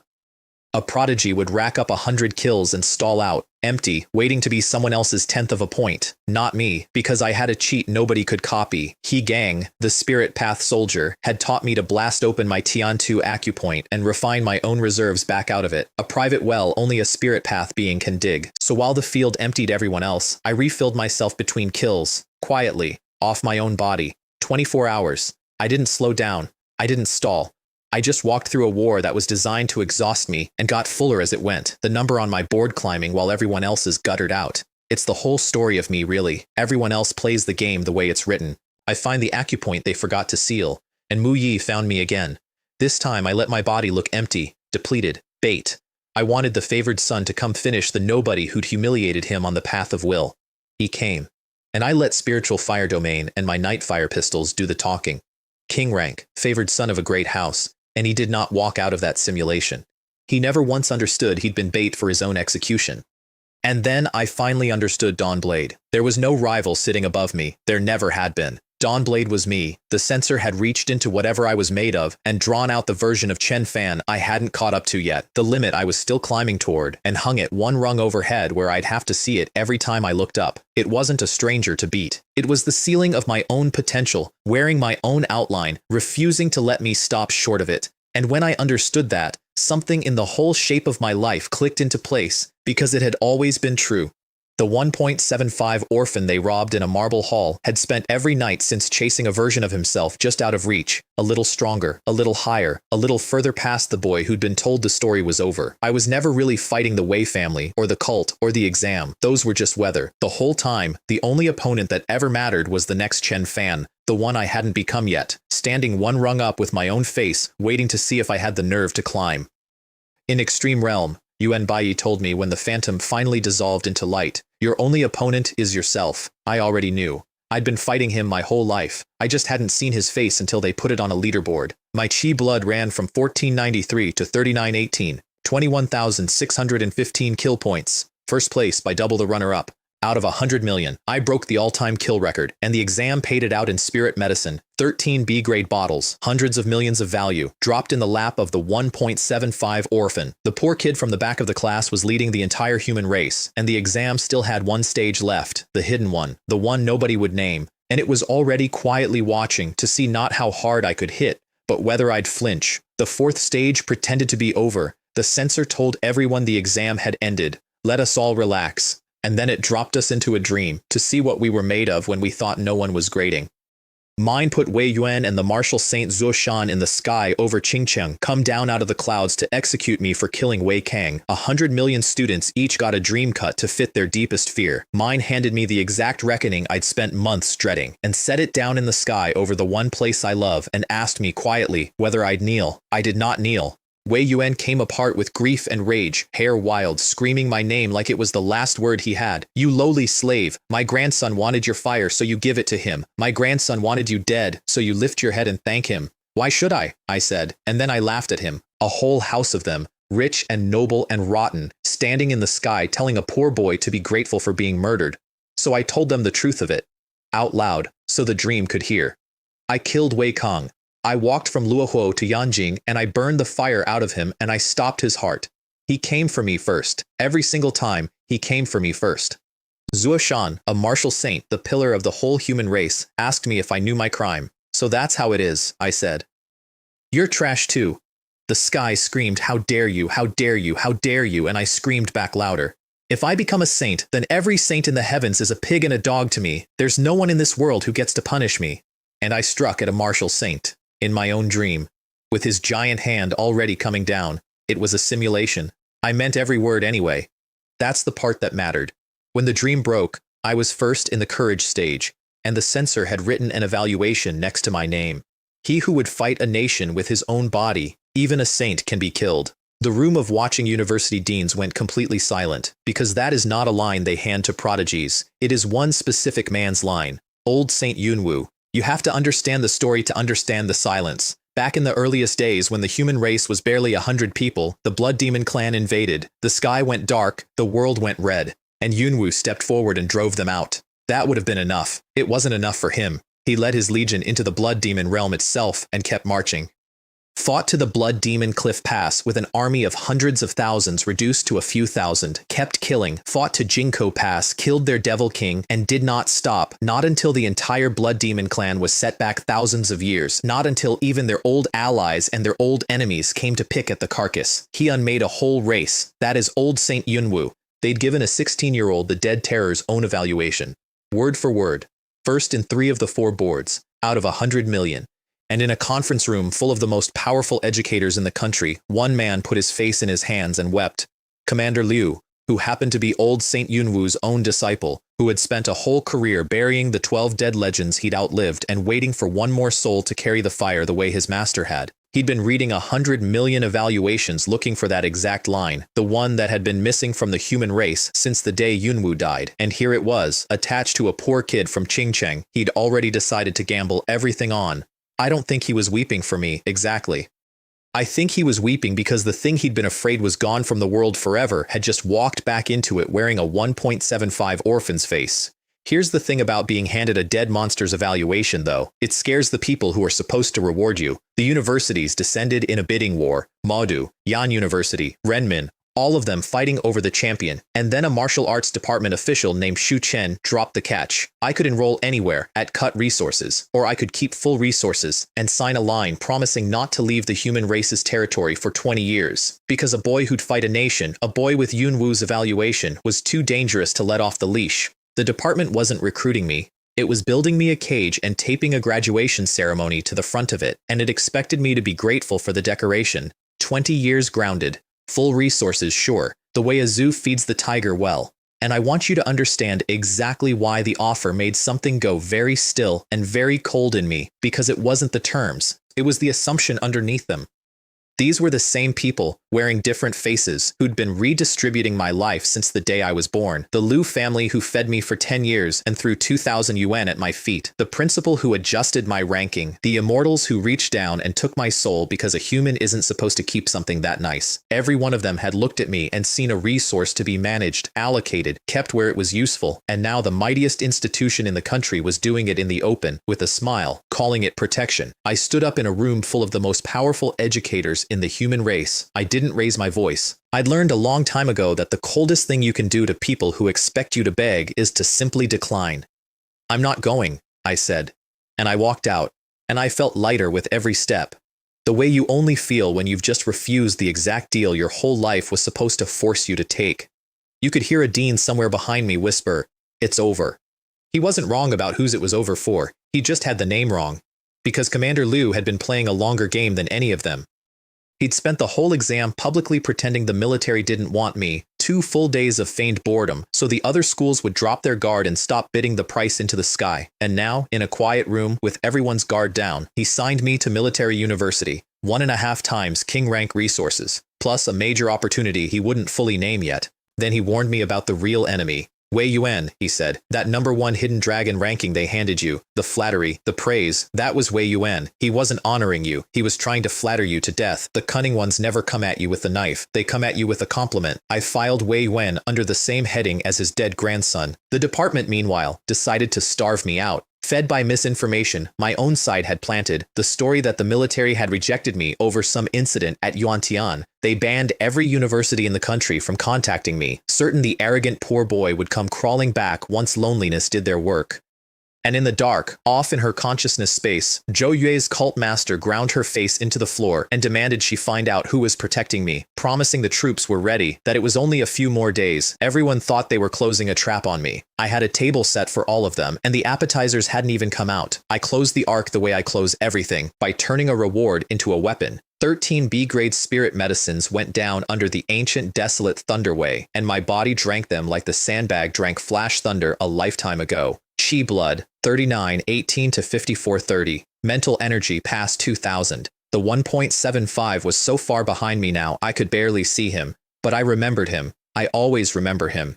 He's the reason none of this ever goes to my head. The great houses, meanwhile, were licking wounds they didn't understand. In a Yanjing villa, Mu Yi knelt in the middle of a lobby while two projected figures loomed over him. His father, a martial venerable, aura deep as a well. And his elder brother, Mu Wei, the era's supposed number one, armored in black and red. 3 months from advancing to the 5th level, the father looked at his kneeling second son and let the disappointment sit until it hurt. Erlong, you disappointed me in this martial examination. That person was strong, father. It isn't about how strong he was. You struck at his weakest moment and still lost. Where does that leave the face of this house? Mu Yi ground his teeth until they nearly cracked. Tell me who he is. I'll earn it back. The results are sealed until they're announced. When they are, first place will be his. Go and catch up to him. And the two of them winked out, leaving the favored son that wasn't kneeling alone in a marble room. His rage flared, then flattened into something cold and patient. He still didn't know the boy who'd humbled him on the path of will and the boy who'd killed him in the combat field were the same person. He didn't know it was over. That's the thing about the great houses. They spend so long looking down that they never see the floor coming up. While all that played out, a rich boy across the country was building his own humiliation with his own 2 hands, and he was kind enough to bring it to my doorstep. Jiang Kai, eldest son of a Yanjing family, second on the hidden dragon list. He'd flunked the national exam badly, the same exam I just topped, though he didn't know the champion and the poor Ching Cheng nobody were the same person. To scrub the shame off, he choked down an A-grade spirit medicine, hauled his chi blood up around 2,000, publicly flattened a former rival named Tang Chen to make headlines, and then announced he was coming to Ching Cheng to crush the local nobody who fought under the alias Rank. That was me. He rented a helicopter the size of a whale to make his entrance. Everything about him was rented, if you think about it. The setup was almost too good because I had a second guest to entertain. Zhou Yue. Still spying, still waiting for the moment to strike. So he gang, my spirit path teacher, staged a show for her. He tore the sky open over Ching Cheng with a fake demon race invasion. A golden demon hand the size of a mountain. 11 masked protectors descending to defend me. A whole apocalyptic light show engineered to convince one cult spy that I was guarded by a wall of 6th and 5th level monsters. She bought every second of it. From her window, she watched a mountain-sized demon hand claw down out of a torn sky and 11 masked masters rise up to shatter it, and her whole body sagged with the relief of a spy who has finally, definitively confirmed her intel. The little idiot next door really was guarded by an army of monsters, exactly as he'd let slip, exactly as she'd been reporting. She ran home to tell her cult the trap would have to be enormous. She never once considered that the entire apocalypse she'd just witnessed had been conjured by a single bored spirit path soldier as a favor to me, that the 11 protectors were light and smoke, that I'd fed her the fear, and he gang had painted the picture to match it. I don't think I've ever watched a human being lied to more completely, and I say that as a person who has spent this entire story lying to almost everyone in it. There's a particular art to it that I've come to respect in myself, and it isn't cruelty. It's this. You never have to force a lie on someone if you first find out what they're desperate to believe, and then simply build it for them, brick by brick, and let them move in. She wanted a fearsome, well-guarded prize, so I became one. People don't get fooled by your best lies, they get fooled by their own favorite hopes, and all a good liar does is nod along and hand them the paint. Then came the duel, and the duel is where I made the most money I've ever made off a single punch. The whole town bet on it, and the odds ran against me, and that was the entire point. That was a con months in the making. Every public fight I'd taken as rank, I'd won by the ugliest, narrowest, most theatrical margin I could stage. A stumble here, a near miss there, a win that looked like luck and a hard exhale. I let the crowd watch me barely scrape past opponents I could have deleted over and over until the whole city had built a picture of me in their heads. Talented, sure, but shaky, beatable, a boy who got lucky, and a picture like that is worth money because bookmakers price the picture, not the truth. The public thought they were watching a weak fighter. What they were actually watching was a patient one, laying a table. It's the same move that runs under everything I do. The mask, the pitied cripple on the exam bus, the drunk in his room alibi. A false picture of you, held firmly by the right people, is the single most profitable thing you can own, and I have spent my whole life manufacturing false pictures and selling them at a markup. So when the odds finally ran fat and stupid against me, I borrowed about 10 billion yuan from Hegang, carried it over to the book, and put all of it, every coin, on myself. Du Yong handled the wager, and Du Yong, my loyal, ridiculous Du Yong, secretly bet 60 million of his own money on Zhang Kai, because even after everything he'd watched me do, some part of him still couldn't believe. He would regret that 60 million for the rest of his natural life, and I have never let him forget it. He wasn't the only one. Half of Qingqing had a stake in that fight, and my favorite was a classmate named Wu Tao of the loyal shouting, now grown into a young man with a gambling habit and a furious father. His dad had watched Zhang Kai's terrifying warm-up videos and begged the boy not to throw good money after a poor friend. Wu Tao bet on me anyway, all of it.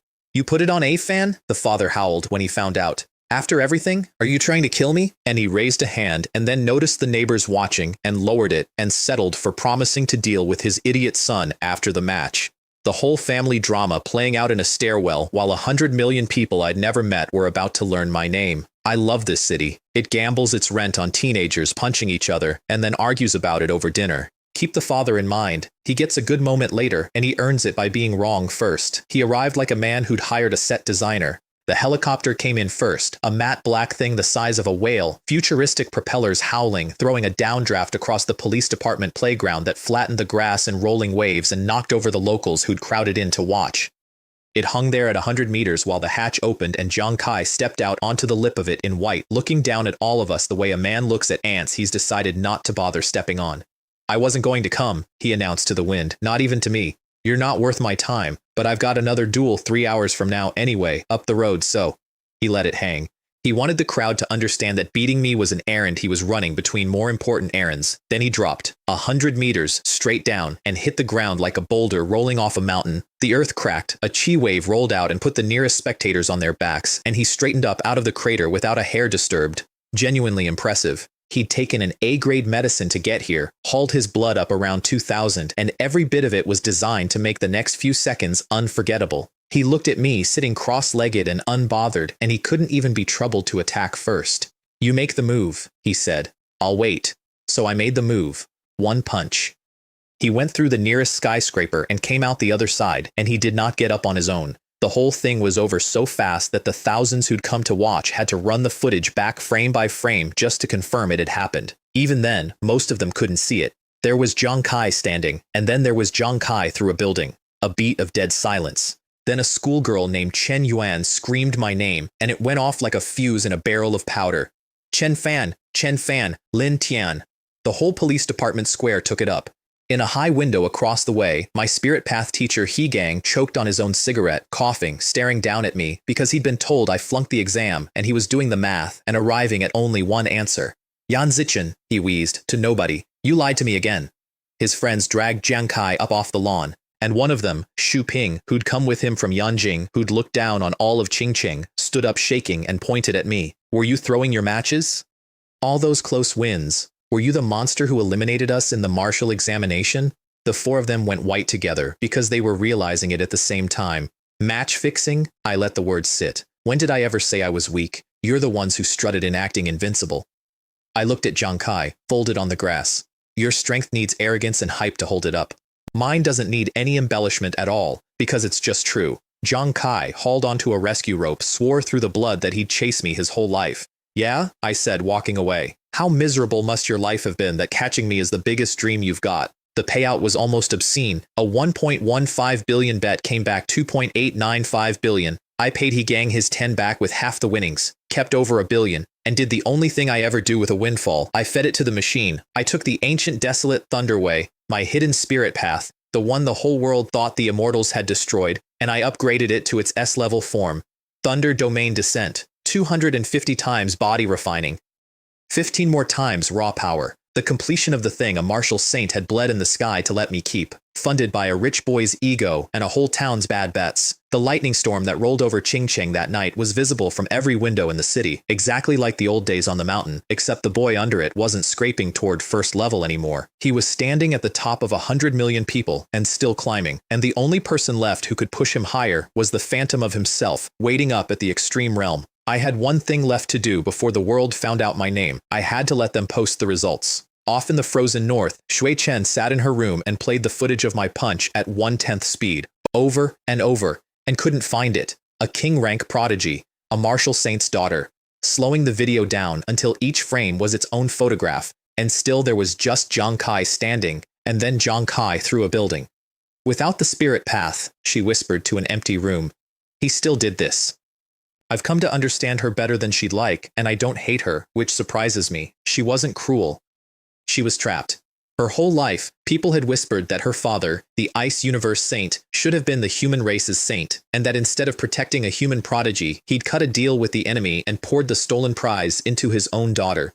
To silence that whisper, she needed one thing to be true. She needed to be strong on her own merits, and she needed the boy that path had been stolen from to be weak, so that no one could say her father's crime had actually mattered. And here I was, robbed of the very thing powering her, standing on top of 100 million people anyway. Every rung I climbed was a fresh accusation against her father. Every win of mine made her, in her own eyes, the villain in a story she never chose. A girl hoping, desperately, privately, that a stranger would stay weak, just so her family wouldn't have to be wrong. The shame of that hope ate her alive. She was on my list of enemies, technically. But she's the only name on it I've ever felt sorry for. She got in an aircraft and flew toward the nearest city to see the results early. She had to know where I'd placed. She was about to wish, very much, that she hadn't.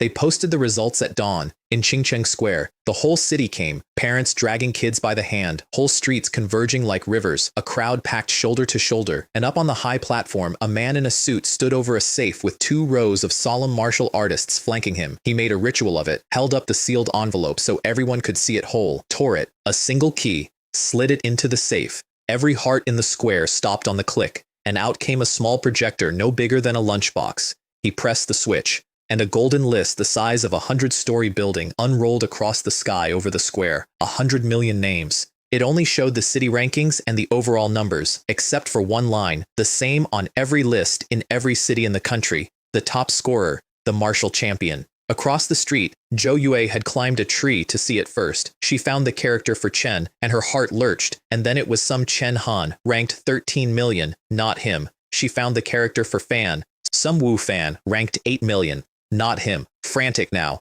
eyes bloodshot, searching. Then she found it. Number 1, Chen Fan. First place in the martial examination.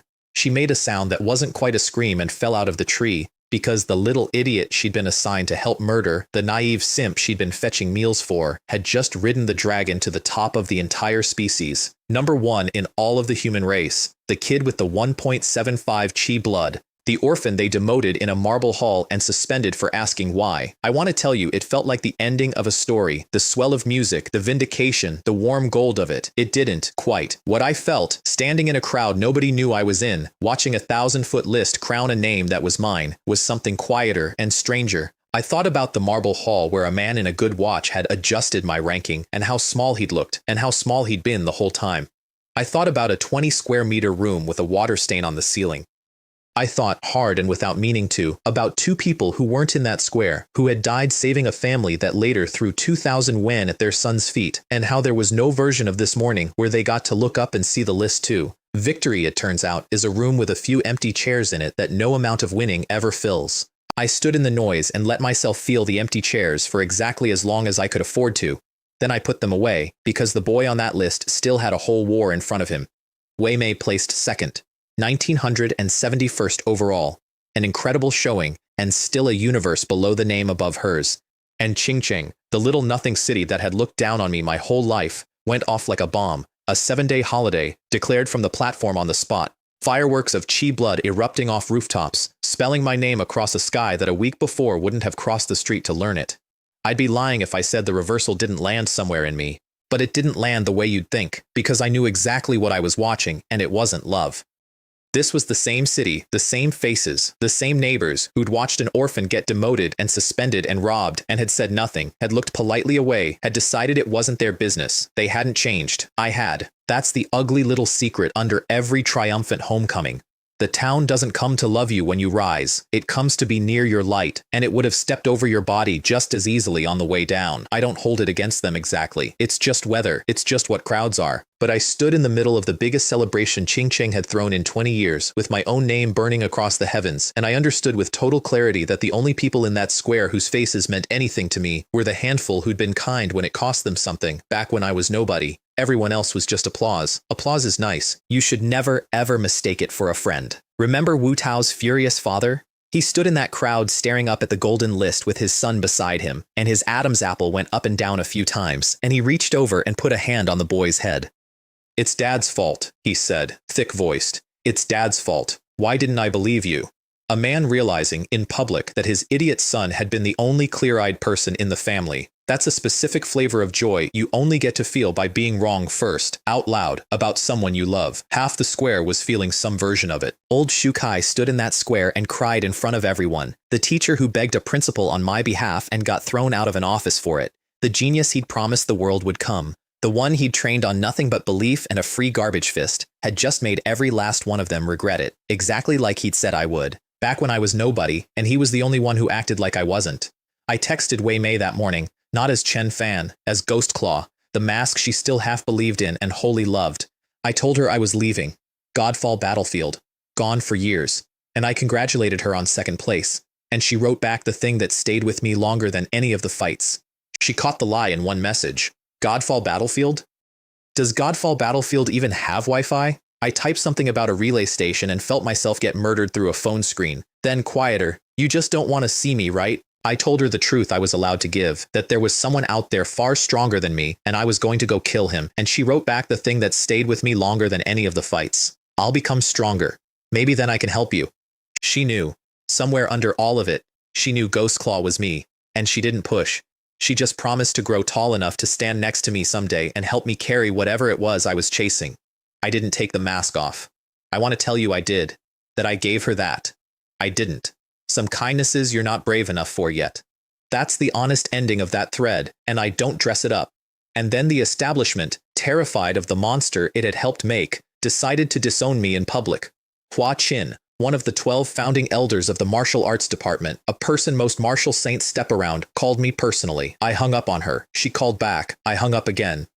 Then I looked up her name to make sure I'd been rude to someone worth it. Then she gave me the terms. 50% king rank resources, 30 years grounded inside human territory. Take it, or attend no university at all. Keep the seat, I told her. Go sit in it yourself. She branded me across every screen in the country, held a press conference. A man in a suit told a room of cameras that the martial arts department had valued me greatly, but I'd found their resources beneath me, that Elder G herself had phoned me, and I'd shown her no respect at all, that my evaluation was lawless and arrogant. And when a reporter asked, trembling, whether the military would take me, he smiled and said I had a very bad reputation over there too. The first martial champion in the history of the human race, rejected by every school there is, live, on every phone, while the celebration fireworks over Qingcheng went out one by one. I found out about it mid-deal, because here's the joke of it.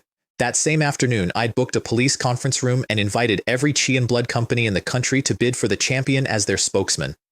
The good ones are all owned in secret by martial saints, White Robe by the Sword Saints family, Divine Phoenix, Extreme Point, and a champion's face is worth 5 billion a year. Du Yang came to negotiate and sat there physically ill with envy. Zhou Yue came to help and to keep spying. The bids never happened. One by one, their phones rang.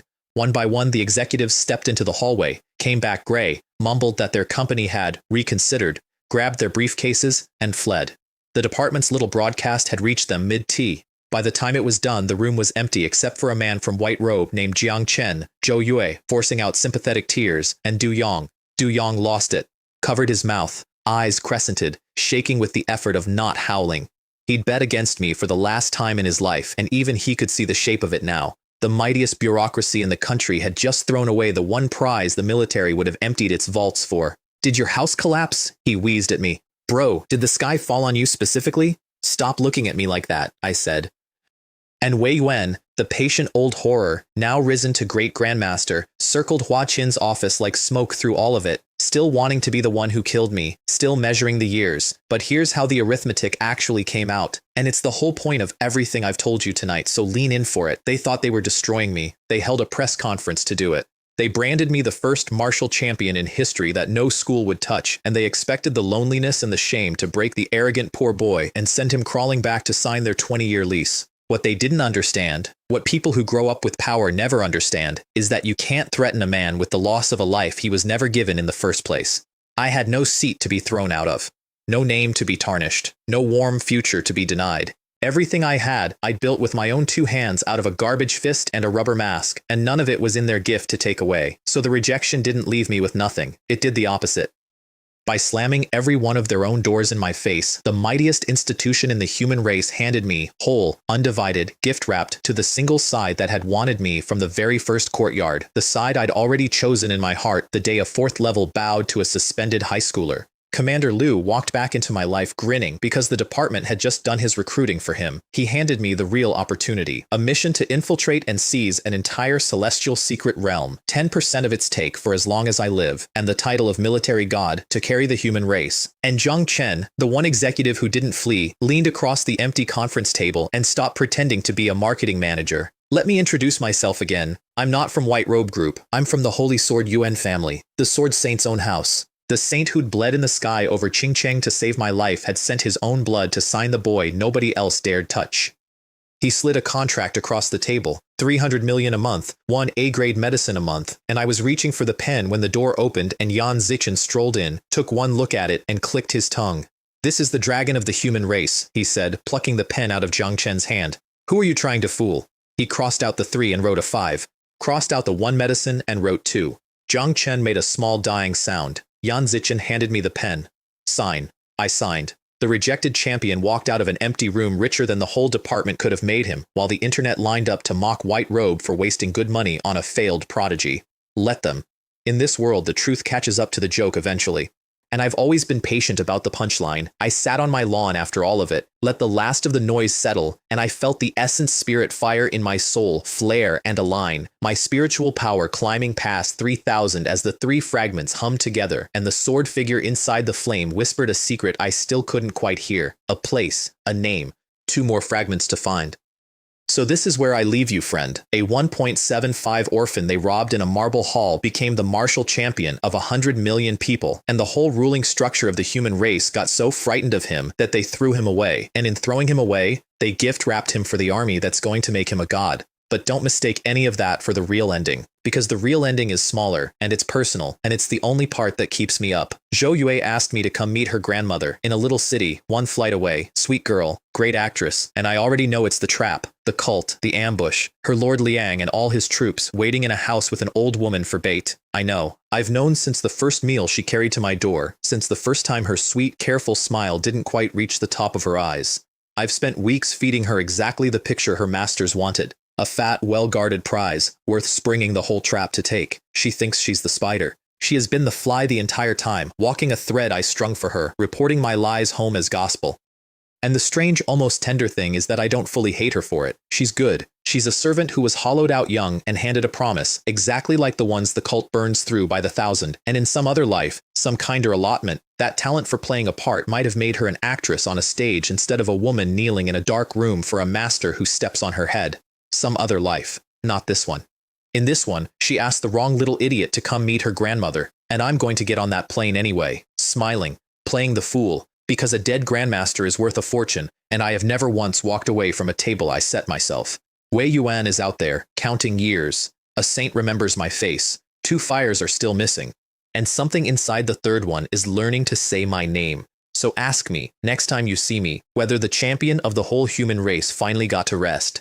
And I'll laugh. And I'll tell you the truth. The kid who evaded the system is still evading it, and the table's already set.